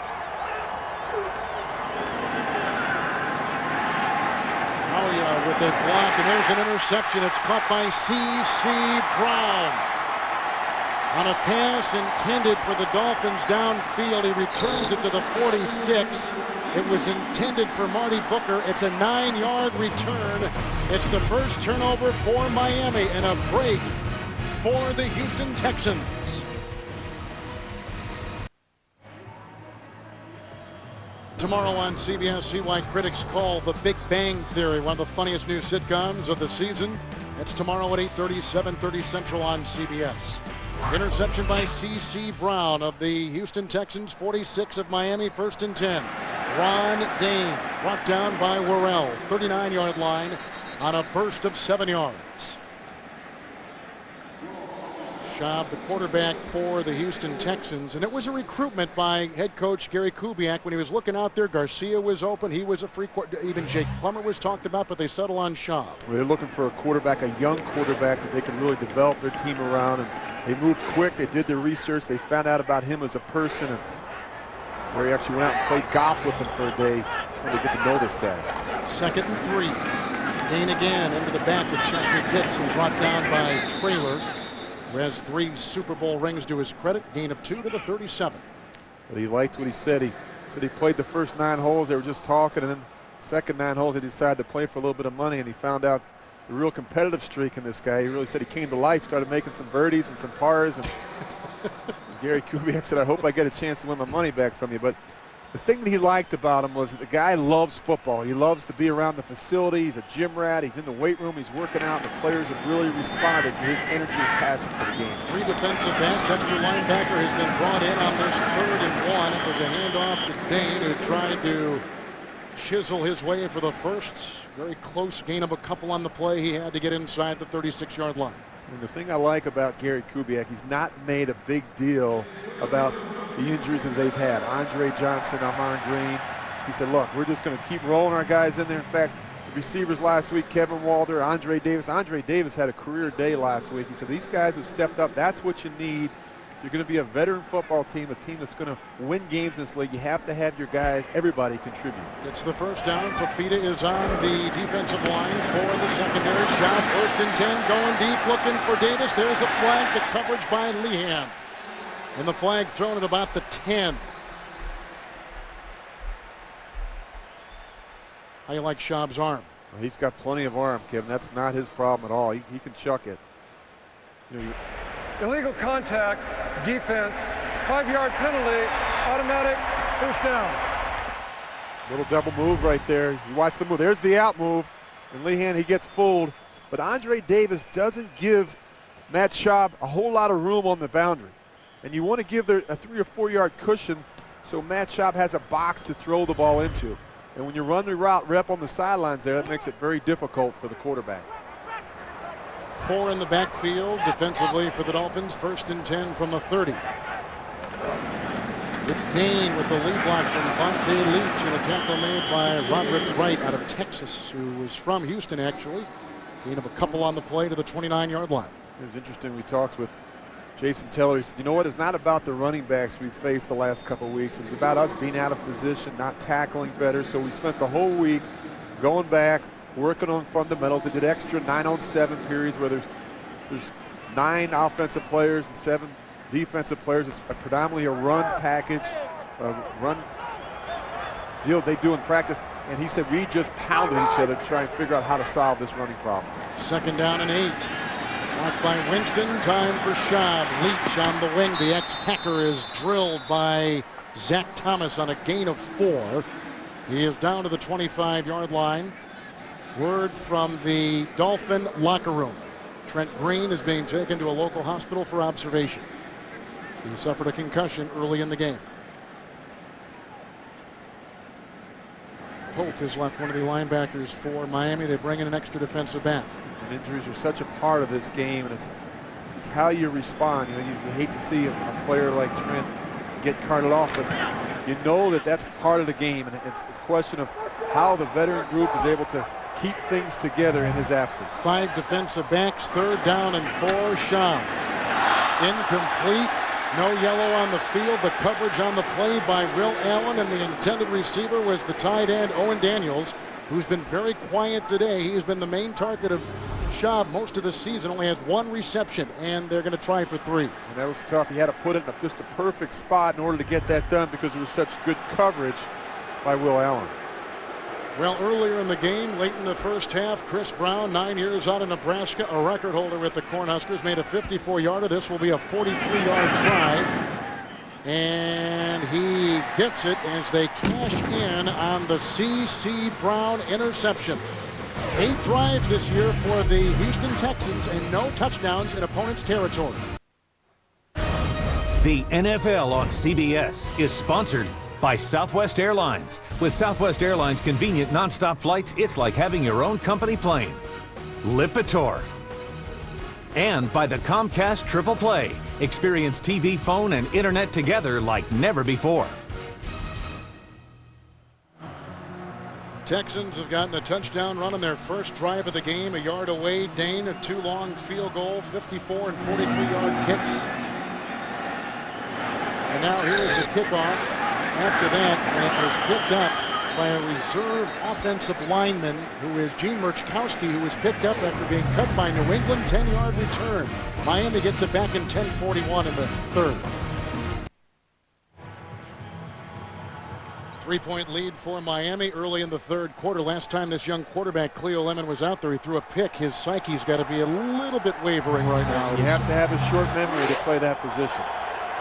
28-yard line after the field goal of 43 yards by the Texans and the subsequent kickoff. 1st and 10. Lemon, it's almost picked off by Fagans. He was guarding Booker on the near side of the 28. Incomplete. When you go back and take a look at the interception, we always talk about seeing out in front of throws. You see the play action. Now Marty Booker's going to come in from your right side of your screen. Cleo Lemon has to look out in front and see C.C. Brown. He never sees him. And we always said that was the steak dinner throw in the quarterback meeting room. If you made that throw and you didn't see out in front of it, then you had to take everybody out for a big steak. Hagan is the 3rd receiver. That's 5 in the secondary for the Texans on 2nd down and 10. Draw play, Ronnie Brown. Good block by Lewinsky. But look at that swarming defense led by D'Amico Ryans. A gain of a yard on the play. And he's up to the 28. You know, the run defense of Houston has been talked about a little bit, but they're stopping them right now. And they're doing a nice job. You know, they're coming into today's game ranked 6th. We're getting up just 80 yards a game. In fact, you know, we talked with the defensive coordinator, Richard Smith.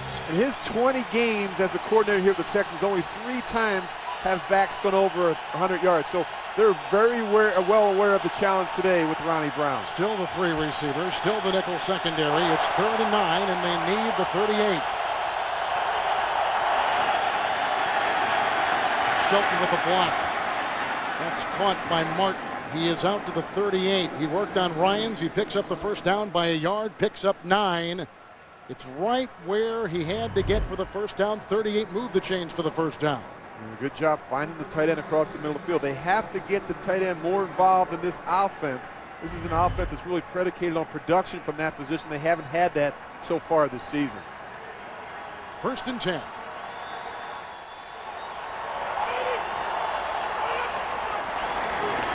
Brown again. Mario with a great block. The rookie fullback opens the door, and the tackle's made by C.C. Brown and Hutchins. The gain is to the 43.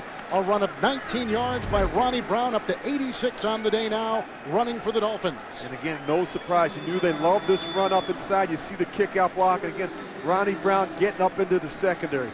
That's not what this secondary wants to see. He's done a much better job. He's been more patient in the running game. He's been more decisive. And you see some instinctiveness of this guy in between the tackles. It's 1st and 10. Brown again. Mario blocked, and there is a meager gain of about 3 yards on the play.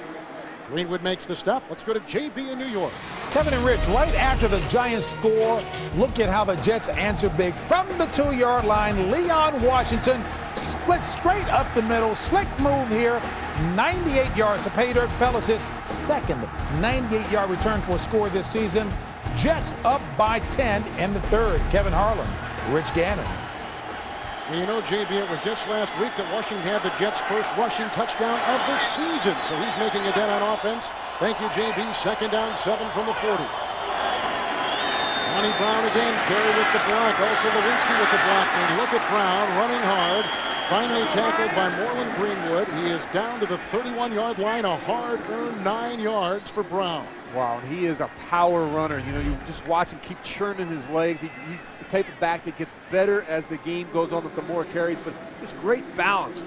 You know, he's always falling forward. That's the thing I like about Ronnie Brown. Anthony Mannix is now on that defensive line for Houston, as is Scanina and Cochran. Mario Williams remains the defensive end on the far side. It was a 1st down run to the 31. 1st and 10. Throwing an interception. Here comes Lemon leading a good-looking drive. Peel is in the backfield as a blocker for Brown. He gets by Williams. And then he is whacked by C.C. Brown, tumbling ahead to the 28 and picking up a yard on the play. Actually, mark him at the 30. C.C. Brown had an interception earlier in the game. What that forces you to do if you're the Texans defensively is commit more defenders up around the line. And then what that'll allow is Cleo Lemon in this offense to maybe be more aggressive on 1st down and taking some shots down the field. 8th play of this Miami drive, which started back at their 28. 2nd down and 9. They got the 2 tight ends, but Peel is in the backfield. Chambers has not caught a pass today. 4 in the secondary. Here comes Mario Williams, and down goes Lemon. Mario Williams has just made a sack. That is his 3rd of the season, the 7th of his career. A loss of 8 on the play and push him back to the 38-yard line, the #1 overall pick a season ago out of North Carolina State. And you just see him up top working against Vernon Carey. And this is not a guy really that's known for speed. I mean, he's more of a power player, but he is getting better off the edge, and that's just a great play by Mario Williams. So now it's 3rd and 17 with the ball at the 38. Extra wide receiver will be added for Miami, and that dictates 5 in the secondary. Ted Ginn is at the bottom of your screen. 3rd and 17, they need the 22. And a timeout taken by Lemon. They burn their first to visit with Cam Cameron, who used to have Lemon as his backup in San Diego. 5:50 in the 3rd. You're watching the NFL on CBS. The NFL on CBS is sponsored by the Ford F-150, built Ford tough. And by Geico. 15 minutes could save you 15% on car insurance.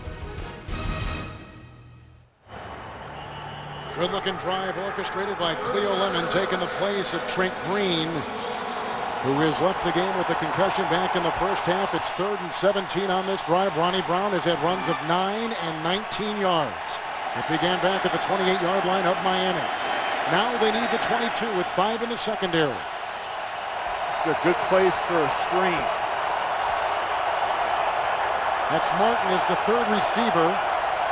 Now going to that tight end slot, the fake pitch, and the shovel pass going to Ronnie Brown, read beautifully by the rookie Okoye. What a terrific play. No gain on the play. And Okoye comes up with a wonderful play.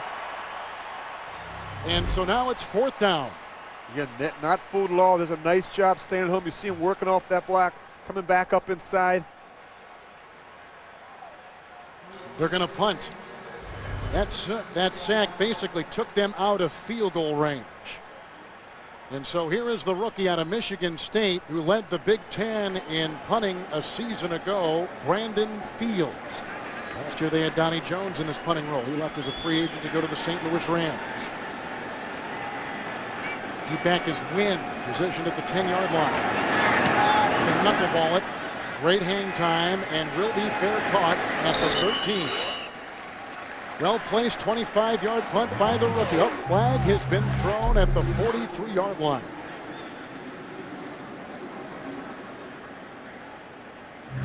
Dolphins scored on their first 4 possessions. Then we got to halftime. First possession of the second half was an interception. They just had their first punt of the game. That's a hold against Miami. Holding, kicking team number 44. Houston has chosen the option of accepting the 10-yard penalty at the end of the kick. First down. Smart. Worrell was guilty. 4:53 in the 3rd. The Texans have grabbed the momentum of the game. Jason Taylor has a sack and a forced fumble today. Texans have scored 2 field goals their last 2 possessions. They take over after the punt, 23-yard line, 1st and 10. This is Sam Kangata, who was brought down by Keith Traylor on a gain of a yard up to the 24-yard line. Traylor has played with 6 different teams, but had his best year as a pro with 4 sacks last year with Miami. Keep an eye on this front 4. This group wore down last week in the 4th quarter. Justin Fargas had over 100 yards, so that's been a point of emphasis for them as well, to go in at halftime, come out fresh, and play another 30 minutes and not give up the big runs. 2nd down and 9. Sam Kangata with the fake. Here comes Taylor on Schaub, who throws it outside. It's caught by Walter. Grabbed by Joey Porter from behind. Walter, the catch and run of 21 yards to the 45-yard line and a 1st down. Well, I'll tell you what, this is a nice play by Matt Schaub. He's under duress. He doesn't panic. He sees Jason Taylor coming. He makes a nice throw. This is a nice job by Waller, just staying with it, not giving up on the route. It's hard for a quarterback to have that comfort level where he can just, make sure he stays focused in on his guy. But it just tells you he has a good feel in the passing game for where his receivers are going to be. Location so important. 1st and 10. Brought the blitz, but he gets the pass off to Owen Daniels, who is the #1 receiving rookie tight end in the NFL a year ago. He was brought down by Hill, who gained to the 38, 17-yard pickup and a 1st down. Now he seems so much more comfortable. And sometimes all it takes is just a couple completions to kind of get you going, get you out of that funk. but Matt Schaub looks like a much more complete player, much more comfortable player here in the second half. Worrell made that tackle. 38-yard line, 1st and 10. Gatto again, a block by Leach. And then they jump on it. Looked like Zach Thomas was in the bottom of that pile, and a gain of 2 to the 36-yard line. That run defense, you've already talked about it before. They said it was a gap issue. What do they mean when they say it's a gap issue in stopping the run? Well, you know, Jason Taylor said we did a nice job on the front side, but on the back side, we weren't disciplined enough. We were giving up too many plays, and everybody's responsible for a gap. And he said we got a little over-ambitious at times. We're all trying to run to the ball, make some plays, and gave up too many big ones last week. And today, Miami doing a good job. Just 62 yards rushing, done a nice job. 2nd down and 8 from the 36. Good block by Salon. Knocked down with a great play by Lehan as it was going to Walter. Lehan was drafted in a mid-round pick by the Cleveland Browns, then cut, and he was on the street and went to a free agent tryout last May with a chance to get an invitation to training camp. He won the invitation. Here he is starting now in 07. And again, he throws this one behind him. It's a difference of a completion or incompletion. Just if the ball's not out in front of him, and that gives the cornerback Lehan a chance to catch up and get his hand in on the ball. 6 in the secondary right now. It's 3rd and 8. They need the 28. Chase Page is on that defensive line. He comes in there with Taylor. And Schaub feels he's got a receiver, and it's incomplete. He had Davis cutting, and he had another receiver going deep down the numbers across the way, and that was David Anderson. So it's 4th down, and they're going to try for 3. And Kevin, I'm seeing this to me is unsettling. I'm looking at his eyes right now. He does not look comfortable. I mean, he's missing some open throws. He missed Walter on the back shoulder, and then he had an open receiver there, and he looks like he's trying to steer the ball and aim it. Here is a 54-yard try. He had a 54-yarder earlier from the same end. Does he have the distance? He does. 2 54-yard field goals by Chris Brown.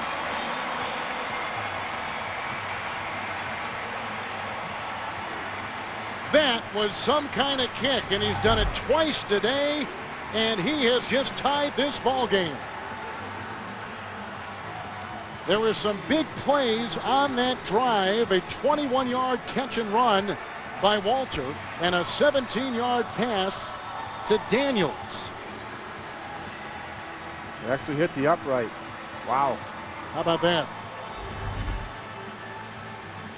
And that guy right there has hit field goals from 54, 54, and 43. So the Texans, Rich, have scored the first 2 times they've had the ball here in the second half. And he's really saved them. You know, the offense has stalled on a number of drives, and thank goodness for Chris Brown and his leg. He's keeping them in this game. Ted Ginnon's back. We told you earlier, a 53-yard kickoff return back in the first half. So 2 consecutive field goals by the Texans in this half, 3 all told going back to the end of the first half. So they've scored the last 3 times they've had the ball. Texans have lost 2 in a row coming in. After winning their first 2 to start the season, Miami is winless at 0-4. Dolphins losing to Oakland last week. Texans lost in Atlanta to the Falcons by 10. Ginn. And he is brought down by Jameel Cook, the former Buccaneer, and a return of 28 yards. And he's out to the 28-yard line. Next Saturday, the LSU Tigers head to Bluegrass Country to take on Andre Woodson and the explosive Kentucky Wildcats. The action begins with Tim Brando and Spencer Tillman on the TIAA Cref College Football today. What a game on CBS last night. Number 1 LSU defending in Death Valley and beating number 9 Florida. Terrific ball game. Here's a 1st and 10 from the 30. Cleo Lemon taking the place of Trent Green, leaving early with a concussion. Hit by Moreland Greenwood. Ronnie Brown, who may be over 100 yards now, picks up 2 right there, and he's up to the 32-yard line. Kevin, they just got to keep feeding him the ball, keep giving him opportunities, not only in the running game, but in the passing game. Keep in mind he's their 2nd leading receiver coming into today's game, averaging over 12 yards to catch. And they do a nice job featuring him in the screen game, but he is their most explosive weapon offensively, and they got to keep on feeding him, giving him opportunities. There's a player down. Ronnie Brown has just notched his 9th career 100-yard game and his 3rd in a row, as you just saw. And there's Travis Johnson, the former #1 pick out of Florida State, getting up very slowly, getting some regularity to his walk.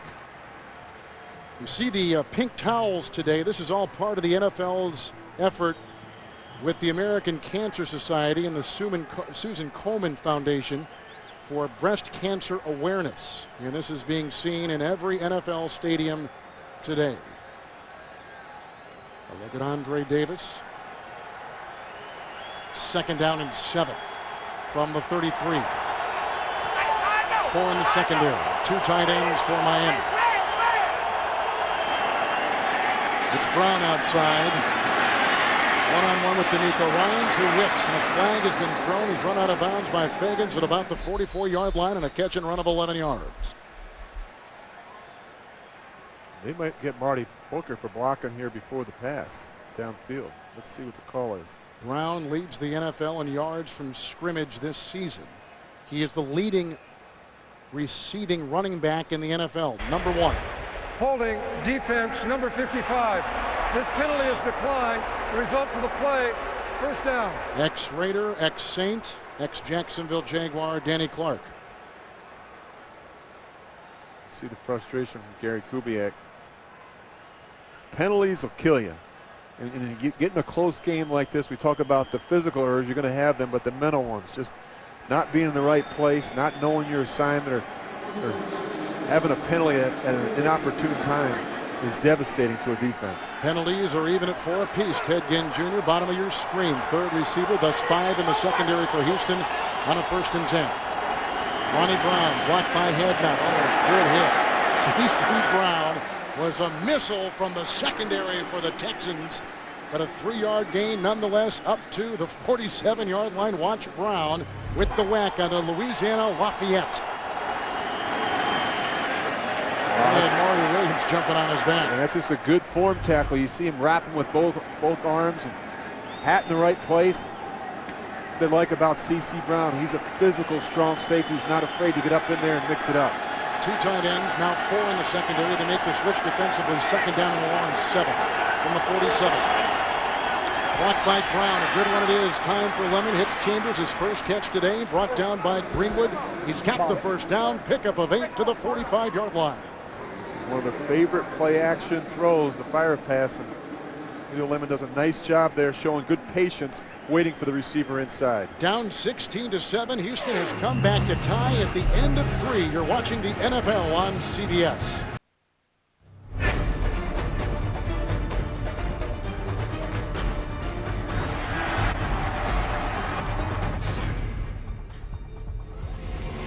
Back in Houston, beginning the 4th quarter with former Pro Bowl quarterback, Super Bowl quarterback, NFL MVP Rich Gannon, Kevin Harlan. Miami is in the midst of a drive. It began back at their 30. They're now at the 45 of Houston. They got it 1st and 10. 4 in the secondary. Ronnie Brown, and he was changing plays, and the left side of that line moved. It is a reconstructed offensive line. 5-yard penalty remains, 1st down. Carey and Lewinsky moved on the left side, and Lemon trying to calm him down. And through 3 quarters, here are some of the numbers. Very equal in a lot of ways. And that's why we have a 16-16 score. But, you know, that last play, you looked at Cleo Lemon there trying to change the play at the line of scrimmage. And sometimes you have a different quarterback, a different cadence, and sometimes that's just enough to throw off those linemen and get them to jump. 1st and 15 from midfield. Lemon, Shelton with the block. That's caught by Marty Booker, the ex-Chicago Bear, brought down by Ryans in the linebacking core, a gain of 10. He is down to the 41. If you watch enough film of the Miami Dolphins quarterbacks, when they backpedal straight out of their drop, they usually throw the ball to their left. That's a high percentage, maybe up somewhere around 90% of the time. When they come straight back on their drop, they backpedal, the ball is going to the left. Booker is leaving, and Ted Ginn Jr. has taken his place. There are 2 tight ends in on 2nd down and 6. Back of the ball, touching the 41. Now we're getting some ideal looks on the outside edge. You see some of this single coverage out here. That's where the ball needs to go in these early downs. Lemon throws to Chambers right in front of Dante Robinson. Gain of 10, first down, 31-yard line. And that's what Ronnie Brown gives you. The production in the running game allows these receivers to get some good looks on the outside lane, some one-on-one matchups. And now all they have to do now, the Dolphins, is take advantage of it. But what I like to see is take some shots on the early downs. Give these receivers a chance to go to work on these corners. Lemon is hit 5 in a row, first and 10, 31-yard line. Another good-looking drive by the quarterback, taking the place of Trent Green at a local hospital with a concussion. Ronnie Brown, good tackle made by Danny Clark on a gain of 1 to the 30-yard line. As we take you to our studios in New York, and JB with this NFL update. Kevin and Rich, Pittsburgh dominating on the ground. Second touchdown run of the day by Najee Davenport. That a 5-yarder, capping a 13-play, 85-yard drive, spanking Seattle 21-0. Back to Kevin and Rich. And coming off that loss last week in Arizona, 21-14, 7 consecutive wins at home against the NFC. They've tasted that kind of game before. JB, thank you. Second down and 9. At the 30-yard line. Drive began back at the 30. Here's Lemon going deep and looking for Ginn, who is covered by Fagans, who has been a highly criticized quarterback here in Houston. Incomplete 3rd and 9. He had a lot of penalty yards against him last week, but today has held his own at the corner. Well, the bullseye has been on Fagans. He gave up too many big plays last week, and you see here just good coverage. The thing that I like there is he didn't panic. Last week we saw him grab a little bit. He was out of position. His technique wasn't where it needs to be. And so the other thing with him is, you know, everyone's going to work away from Dante Robinson, so he's going to get most of the work out there on the corner. Do you think when Green went out, they had to shrink the game plan for Lemon a little bit? I think they did. I think they probably scaled back some things because he didn't get many reps. And again, you're not seeing as many motions or formations from the Dolphins. 3rd and 9, he throws into a nickel secondary, and the pass intended for Chambers and covered on the play by Robinson and incomplete at the 25. And so now it is 4th down, going to hold him to a 3-point try. And you just watch Cleo Lemon here at the top of his drop. Set your feet. Don't drift. You see him drift and fall off the table, that's where you miss those throws. And that just comes with inexperience and a lack of reps. You can see Cam Cameron over there talking to him. Don't panic. We have good protection. Take a solid drop and make a good, accurate throw. Cam used to play quarterback at Indiana. Also played college basketball under Bobby Knight. Here is a 48-yard field goal try from Field. Great accuracy and right down the middle, and Miami has taken the lead. Winless Miami at 0-4, getting 3 and up by 3 early in the 4th quarter. Little drive led by Cleo Lemon. Another field goal is up and in by Miami, 48 yards away by Jay Feely. He's now kicked 21 consecutive field goals. And the subsequent kickoff. Dexter Wynn, 5 yards deep, will bring it out. He got by Jesse Chapman, and then he's hit by Lehan, who has been terrific on special teams today. A 38-yard return up to the 33. Lehan is a little bit shaky getting up. Wow, a little woozy. It's been that kind of game with 12:38 to play in the 4th quarter.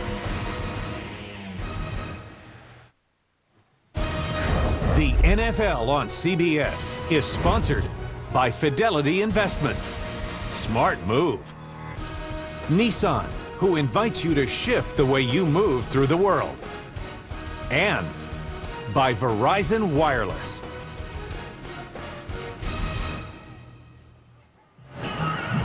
Teams are exchanging field goals. Dolphins just got a 48-yarder moments ago from Jay Feely to take a 3-point lead. And Schaub playing from behind. A lot of time left, 12.5 to play in regulation. 34-yard line, 1st and 10. Fake the Dane, a good block by Chester Pitts in time for Schaub going deep, and he's got his receiver Walter. But it drifted out of bounds, and the coverage downfield was provided by Will Allen. It is 2nd down and 10. Well, they had to look. They gave him a little double move, and a better throw here gets it done. You watch where this ball comes down. It's almost impossible for Kevin Walters to make that catch and get his foot down in bounds. 5th defensive back has come in for the Miami Dolphins, and that is Travis Daniels. So from the 34, with the 3rd receiver employed, David Anderson, 2nd down and 10. Matt Roth thought that somebody moved on the side, and it was Owen Daniels. False start. Offense, number 81. 5-yard penalty. Remains second down. It was. And Kevin.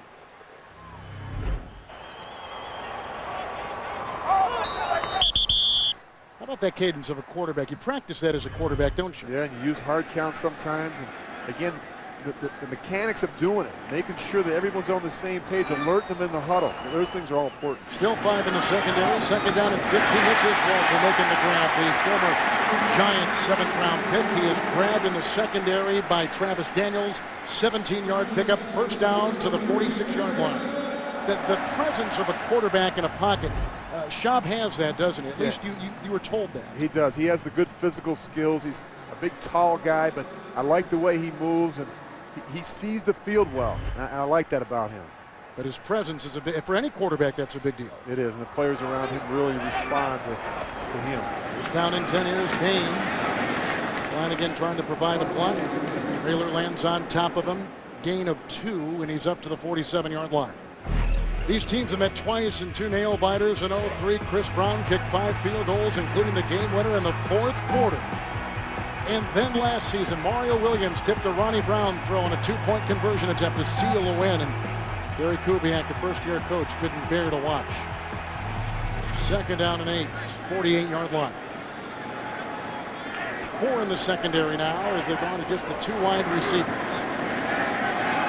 Good block by Geary, and that gives time to the quarterback Schaub to throw to Dane, who is drilled by Zach Thomas on a gain of 4, the gain to the 47-yard line. Did you tell me that John Gruden used to actually mic quarterbacks to hear what kind of conviction they had when they were calling the plays in the huddle? Yeah, absolutely. A lot of these young quarterbacks, there was so much verbiage, they had a hard time getting it out.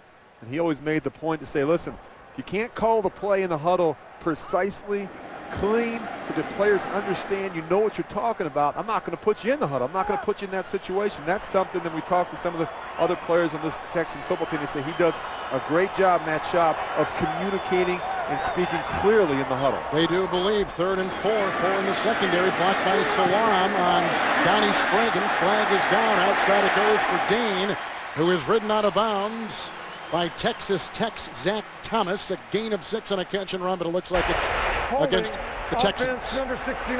Wow. That is the second one on Pitts. It is 6 total penalties against the Texans, with 5 coming on the offense this afternoon. Well, Chester Pitts making his 85th consecutive start today. This is a group that's taken a lot of heat over the years, and you see him just grabbing and holding there, and you don't miss them, but he said we're starting to see the fruits of our labor. I think a lot of it has to do with the fact that they've gone a different direction with the quarterback. They have a player they feel like gives them a lot more production at that position. 3rd and 13, 5 in the secondary. 3rd receiver is Anderson. Good time by Schaub. Good block by Salam, and that offers time, and it goes off to Owen Daniels, and finally Zach Thomas wrestles him down. The Papa Texas native with the tackle, a 15-yard catch and run. On 3rd and 13, they get the first down to the 42 of Miami. It's a nice job by Matt Schaub finding Owen Daniels. You see the good protection. Just see him going through his progressions, going through his reads, makes a good accurate throw, and then watch the block downfield by Kevin Walter. That really helped spring Owen Daniels for the first down. Still 5 in the secondary because they still have that 3rd receiver to the Texans. 1st and 10 from the Miami 42. Ron Dane. And that is a tackle by Worrell and a gain of 2 near the 40-yard line. Back to JB in our CBS studios. All right, Kevin and Rich, take a look here at David Garrard hooking up with Dennis North. Cut a little 3-yard strike there for the score, capping a 9-play, 81-yard drive. Chiefs have not been shut out at home since '94, being blanked right now late in the 4th. Back to Kevin Harlan, Rich Gannon. Hey, JB, what about this Garrard? A quarterback rating of over 104 as a starter. Now 12 and 9, taking the place of Byron Leftwich. Thank you. 2nd down and 8 from the 40-yard line. Schaub, that's caught outside. Andre Davis is jousting across the way with Will Allen, close to a first down on a gain of about 8 yards. We'll see where the spot is, which may end up being shy. It's at the 32. He can make all the throws, and that's the thing I like about him. And we talked with him the other day. He said, one of the things I need to work on in my game is there's been an example each week where I've gotten greedy at the most inopportune times and I've tried to force one in there. And I think that's part of his nature. He likes to throw the ball down the field. He likes the big play, but you have to be willing to check it down and live for another down in this business. He is coming off a career-high 317 throwing yards. Last year they are short by chain links with 8:27 to play here in the fourth. And today the throwing is shot 15 of 25, 212 through the air. On those sheets the quarterback and the coach use, that script, what is that like to look at, and how hard is that to really focus in on in the heat of a game? Well, Gary said a lot. Any offensive coach could call those plays. You know why? Because they've gone through each scenario and each situation over and over again. They know their top calls in this situation. For example, we have a short yardage. We have a third and say less than a yard. They know what are their top 2 or 3 plays in this situation. The offensive line knows, the quarterbacks. There should be no surprise in this situation. 5 defensive backs, third down and inches from the 31. Quarterback sneak. Schaub takes it at 6'6". He drills his way for the first down. Is it hard to be a tall quarterback in the NFL in terms of getting under the center, in terms of trying to, maneuver? It's not easy when you're a tall quarterback, but you got to find a little hole in there and try and push forward for a first. And the footwork issue is, I'm sure, an issue for all quarterbacks, but especially for a tall quarterback. It is, and I think that's one of the things that they're working on. Kyle Shanahan's done a good job with him as the quarterback coach, trying to make sure that he does a good job with his footwork, with his reads, with his timing, with his progressions. But again, he seems like he's making more accurate throws. He's settled in here a little bit, and it's really helped him in the passing game. 4 defensive backs, 9th play of the drive, 1st and 10, Sam Congato over the left side and brought down on the play by Satella. It's a gain of 2 to the 29. Back to JB. Kevin and Rich, it was 17-7 Jets at the half. Giants coming back. Eli Manning better second half. Hooking up with Jeremy Shockey, a 13-yarder to draw within 3. 9:20 left in regulation. Back to Kevin and Rich. All right, JB, thank you very much. Giants at 2-2 and the Jets at 1-3. That tackle was made by Soliai on that defensive line. 2nd down and 8 from the 28. Fake to Dane, the block by Pitts, and time for Schaub. Oh, and he's got his receiver at the 5.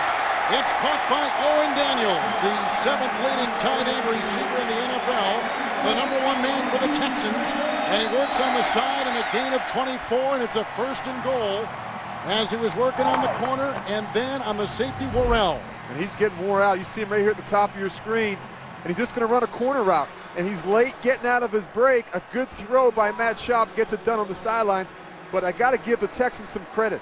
They've gone after Cameron Worrell right from Jump Street. They did it in the first play of the game, and now they continue to keep taking shots in his direction. 1st and goal at the 4. 4 in the defensive secondary for Miami. Leach and Dane in the backfield. To the end zone, and Davis out of bounds, incomplete. Good coverage on the play by Will Allen, a Miami starter a year ago, and the same this season. 2nd down and goal.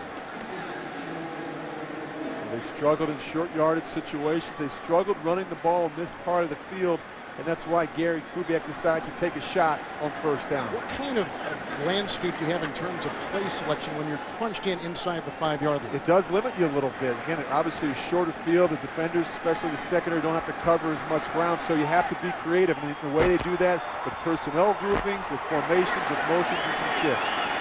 2nd and goal at the 4. Ron Dane blocked by Winston. And Traylor on that defensive line makes a big hit. And the Central State of Oklahoma star limits him to a gain of 2, and Dane is down to the 2. Well, for 16 seasons, Keith Traylor has done a pretty good job occupying that inside there. And that's really what he's there for. He's there, his job is to tie up the centering guard so that Zach Thomas can run around and make a bunch of tackles in the backfield. It's Cameron Worrell, who is down and injured at about the 4-yard line as they take a look at him. And so an injury timeout and 5:45 to play, and the Houston Texans are on the move. Worrell is out. Travis Daniels has taken his place. 3rd and goal at the 2. Fake to Dane. Good block by Bruner, the tight end, and here comes Roth chasing Schaub, and because of that rush, he was able to force Roth was the throwaway. So Matt Roth out of Iowa, first team all Big Ten selection a couple years ago, chasing the quarterback, forcing him to throw it out of bounds. And here was moments ago when Worrell got hurt.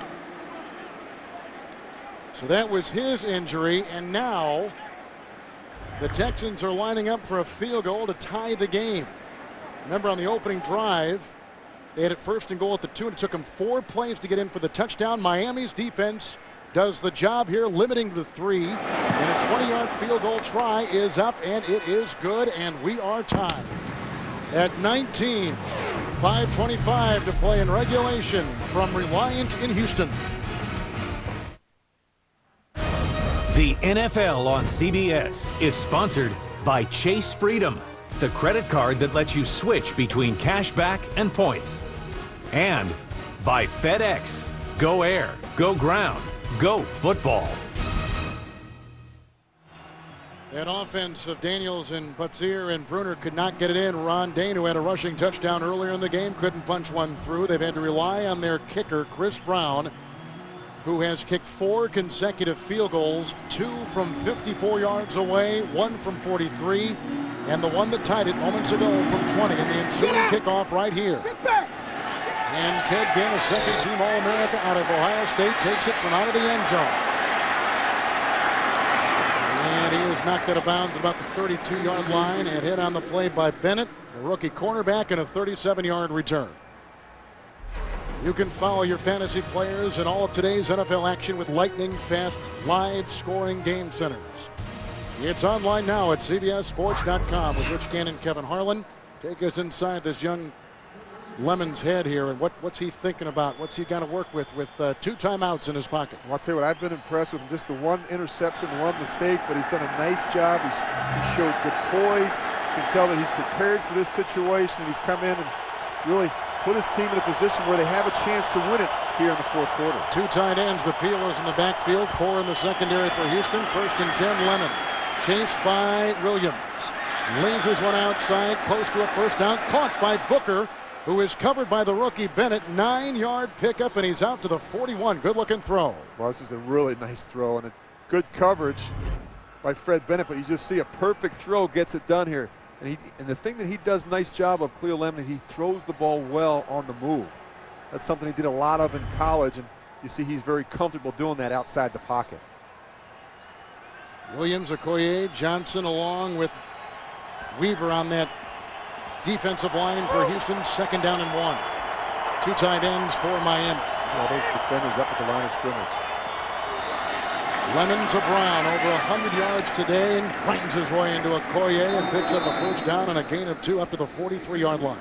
I really feel like that's going to be the difference in this game today, is the team that has the ability to run the ball more efficiently. You see 107 yards rushing already for Ronnie Brown on 21 carries, and that hurts the defense. This defense has been on the field way too long, and have to find a way to corral him, do a better job of that, especially on the earlier downs. Bennett is out, and Reagan out. Bennett has come in, and Fagans is out of the game at the corner. 43, 1st and 10.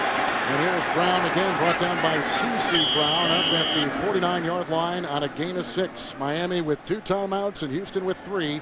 The clock continues to go with under 4 minutes to play in regulation. I'll tell you what, just watch the center and guard there, Satola and Hadnot. They are having a monster day. They're getting a lot of movement on that nose, and they've opened up some big holes in the running game for Ronnie Brown. But I'll tell you what, Samson Satola, the rookie, they were going to try and line up on him, push him around a little bit, see if they couldn't get him out of his game, but he's done a nice job, showing a lot of poise for a young player. 2nd down and 4.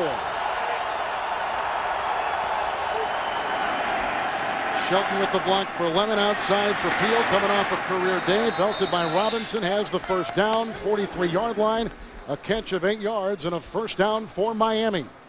Flag has been thrown.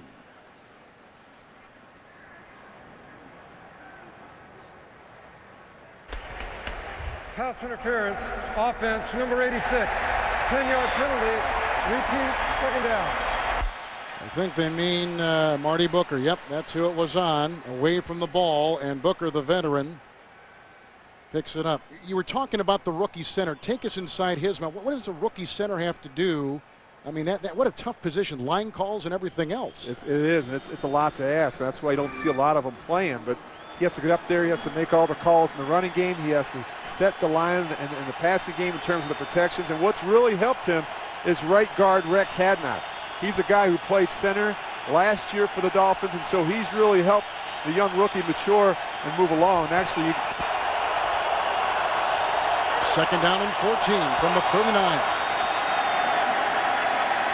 Lemon caught by Marty Booker, who is grabbed by Robinson, and he's out past midfield and diving to the 49, picks up 11 yards on the play.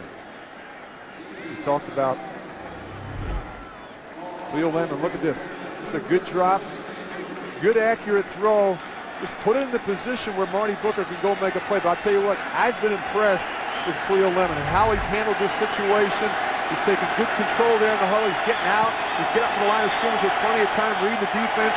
And the great thing is he's not wasting plays. He's not putting his team in bad situations. Satella has been taken out. Rex Hadnot is the new center, and Alabi is the right guard. Third down and 3. And that is grabbed, and Marty Booker takes it inside the 40-yard line and gets a first down. He is grabbed on the play by Hutchins. It's a gain of 11. And he's down to the 38. We don't know if Satella is injured, but he is not in there right now. They just made the switch, and Hadnot, who's been the starting center for the last 2 years, is in there. Well, watch this. They're going to run a little fire pass. He's going to come in. They got corner going back. They have the back in the flat. They do a great job, the Dolphins, so they using the same plays from different formations. First and 10. Ronnie Brown hit by C.C. Brown in the secondary and a gain of a yard to the 38-yard line. That takes us to the 2-minute warning. Miami is on the move. They've got 2 timeouts remaining. They are winless coming into today. Jay Feely and Chris Brown have been terrific today, both 4 of 4. Brown's knocked in a 54-yarder. Second down and 9, 2-minute warning. New center is Hadnot. They just switched on this drive. In a lobby playing the right guard. And Satella, the rookie center, is on the sideline. Oh, here comes Weaver, and here comes D'Amico Ryans, and wisely Cleo Lemon taking the place of Trent Green, throws it away. It is now 3rd and 9. They took over on their own 32 with 5:25 left. 8th play of the drive coming up. The one thing that we're seeing from the Dolphins is they run a number of the same plays, but they window dress, and they run it with different formations and different personnel groupings. Nice job there by the Texans. But Miami led 16-7 in the first half. Texans came back to tie. They have gone back and forth with the lead. Now we're tied at 19, under 2 to play. 4th quarter, 3rd down and 9 from the 38. 5 in the secondary. Looking for Booker, outside it went. The pressure was coming up the middle, and it was offered on the play by Anthony Maddox. Incomplete pass. It is 4th and 9. Well, there's no secret there. The Texans brought everybody up to the line of scrimmage. They brought the pressure, and they let those corners play man-to-man coverage. They did a nice job. The pressure got home, and Cleo Lemon was forced to get rid of it. Well, today, some big kicks by Jay Feely. 21 consecutive field goals made going back to last year. A 56-yard try.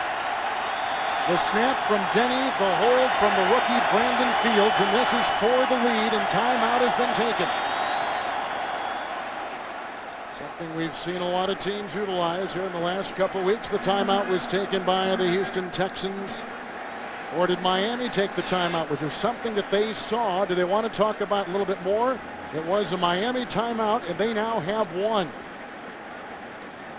Is Cam Cameron, the first-year head coach with an 0-4 ball club and an early lead, faced a horrible situation early as a starting quarterback. Trent Green, early in the game, was knocked out with a concussion, taken off the field in a stretcher, and a subsequent trip to the hospital where he is resting right now here in downtown Houston.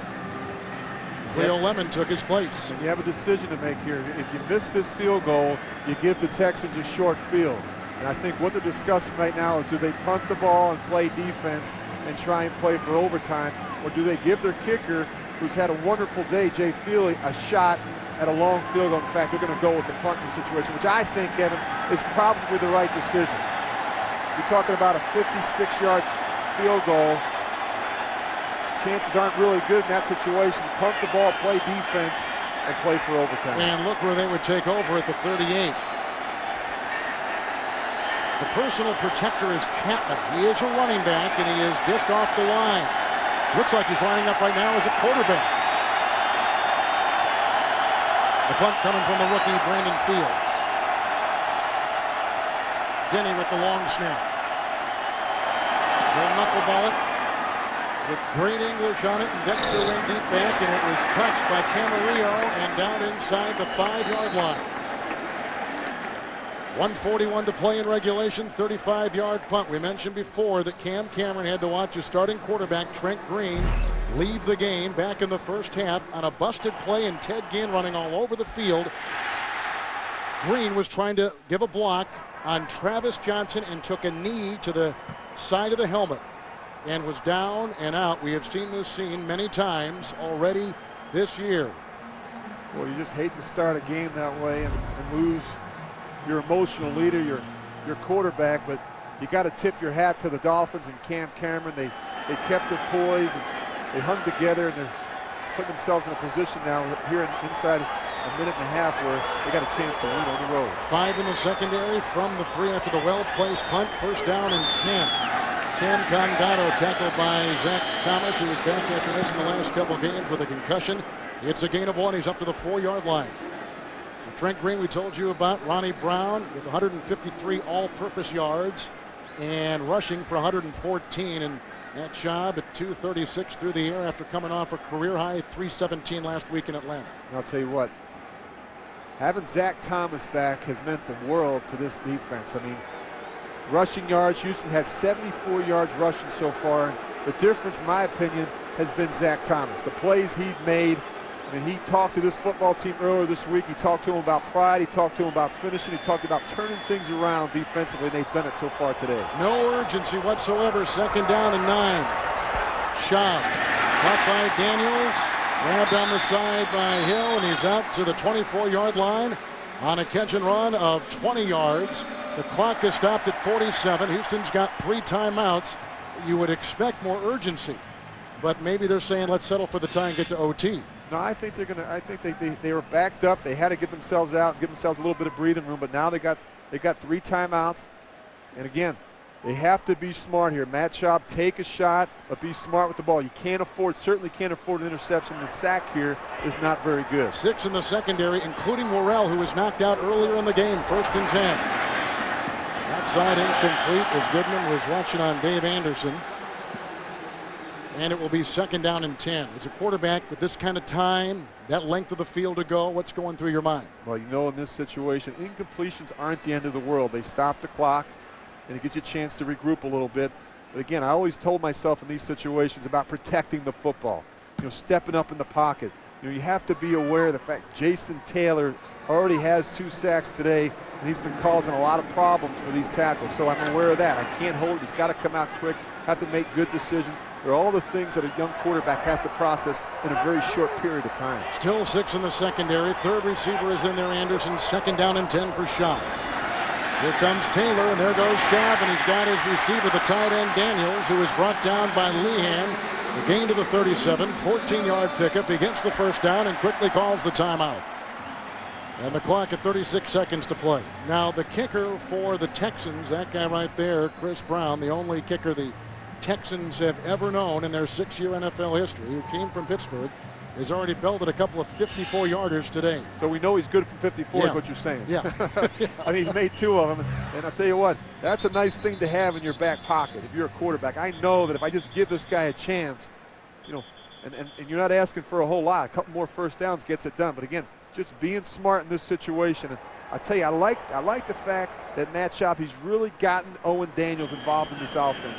We talked about Andre Johnson not being available, but he's really done a nice job getting the tight end involved and getting him some opportunities, because that's a big part of what they do here in Texans with this offense. 3rd receiver is Anderson. 6 in the secondary. They also swing Owen Daniels as a tight end out deep. 1st and 10. Sam Congato with the block, and that provides time. This is Anderson with the catch. He works on Lehan. He gets 19 yards. He gets the first down. He's to the 43-yard line of Miami. Now they're going to clock it here. They're going to call plays. Look to the sideline, you call the timeout. And he's got one left. And that's a good job by Matt Schaub. After that completion, he looked right over to Gary Kubiak for some direction. And that's what you want to do. And just watch. Good footwork, sets his feet, and a nice good throw, and puts in a position where David Anderson can make a play. And there's young receivers stepping up. They dressed Harry Williams. They brought him up from the practice squad. David Anderson, a guy that we haven't heard a lot about. But these players, Andre Davis, Kevin Walter, have all contributed in the absence of Andre Johnson. You can practice this kind of thing in practice. These 2 minutes, these limited timeouts, the length of the field to go. But until you're in a game as a former quarterback, you know this better than anybody. It's a different feel. It's a different kind of presence. Well, that heart rate has a little something to do with it. Things start happening a lot quicker, and the defense is moving around, and you get the crowd noise, you get the energy in the building. Again, that's why a quarterback who's been in these situations before, who has the poise, has the experience, and this is impressive for Matt Schaub. He's not been in a lot of games, not a lot of these experiences and situations, but he's done a nice job today. It is first down. Clock at 22 seconds. I think Tony Correni, who is our official referee today in charge of this game, was trying to get the play clock set. He has. It is at 12. 44-yard line, 1st and 10. They need about 8 or 10 yards to get in the range of Chris Brown. That's a blitz. Just don't hold it. Schaub throws. Nice pass. It's caught by Walter, who is drilled by Lehan. It's a gain of 6. He's down to the 38. A timeout remaining. Schaub wants to spike it. You can see the time. 2nd down and 4, and there's the spike with 6 seconds remaining, and they leave it to their kicker. That was a terrific catch made by Kevin Walter, normally the 3rd receiver, elevated today because of the injury to Andre Johnson. Just watch the lick he takes by Lehan, and that's a good job holding on to it. Not only that, but getting up knowing that they're in a hurry-up situation. Chris Brown has kicked 4 consecutive field goals of 54, 43, 54, and 20 yards. His last one tied it. Will this one win it? Well, you know the timeout's coming from Cam Cameron. You just know it. We've seen it a bunch this year. These coaches do a good job waiting till the very last second to try and ice the kicker, and here he comes. This will be a 57-yard try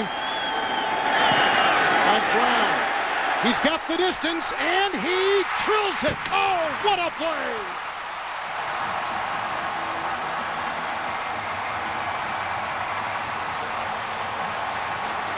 This is going to be a penalty. This should be a penalty on the Texans. Well, there's a second left on the clock, and the media has run out onto the field. Photographers and cameramen. But you got all players that left the bench here. This should be a penalty, and this is not what you want in this situation. Look, I don't see a flag down. Oh, what a great kick, though. With this kick of 57 yards, Chris Brown joins Morton Anderson and Neil Rackers as the only kickers in the history of the NFL to get 3 50-plus yard field goals in a game. And Schaub leading them down to get in field goal position, and what a catch by Kevin Walter, who almost coughed it up on a terrific hit by Michael Lehan. There's your special teams player of the week. How about the mascot? Think he's not excited? I'll tell you, I'm a little surprised that they didn't waste the time out there, the Dolphins. Try and get Chris Brown to think about that one. There you go with Brown, as we just told you. The winless Miami Dolphins, who lose their starting quarterback today, are in danger of beginning this season 0-5 in a very small series with Houston that has been decided by field goals in the previous 2 meetings. And now what you get here is you're going to get a squib kick. You know that's going to happen. And now, have the Dolphins worked on this play? Kevin, have they worked on this particular situation where you know you're going to have to get some laterals and keep the play alive? You see the timeout taken by Houston. They're going to talk about it as well. What the strategy here is in this situation, how they're going to handle it. You wouldn't anticipate them kicking the ball and allowing Miami to set up a return, so you'd think they'd probably squib it. See Joe Marciano, their special teams coach, and they're talking to Gary Kubiak about what they plan to do. After we finish up here, and what could be a dramatic last-second win for the Houston Texans, we'll take our audience, most of you watching this game, to the Jets and Giants in the Meadowlands. The 1-3 Jets against the 2-2 Giants. And that was an interesting game with a lot of back-and-forth scoring. A lot of interesting scores, in fact, today in the NFL. And throughout the day, there'll be more updates from New York. The Giants currently lead the Jets by 11 points in the fourth quarter. So the timeout taken by the Houston Texans, and should they go on to win, they'll start 3-2 for the first time in their very short 6-year existence.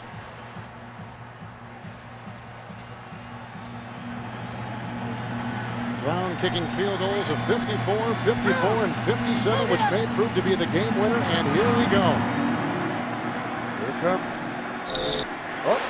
Two rookies bobbled it. Better lateral. And then it's picked up. Oh, no. Got to come out. By Cobbs, and that's it. Houston, 3 wins against Miami, all in the fourth quarter in comeback fashion. A sensational win for the Houston Texans. This was it, the game winner from 57 yards away.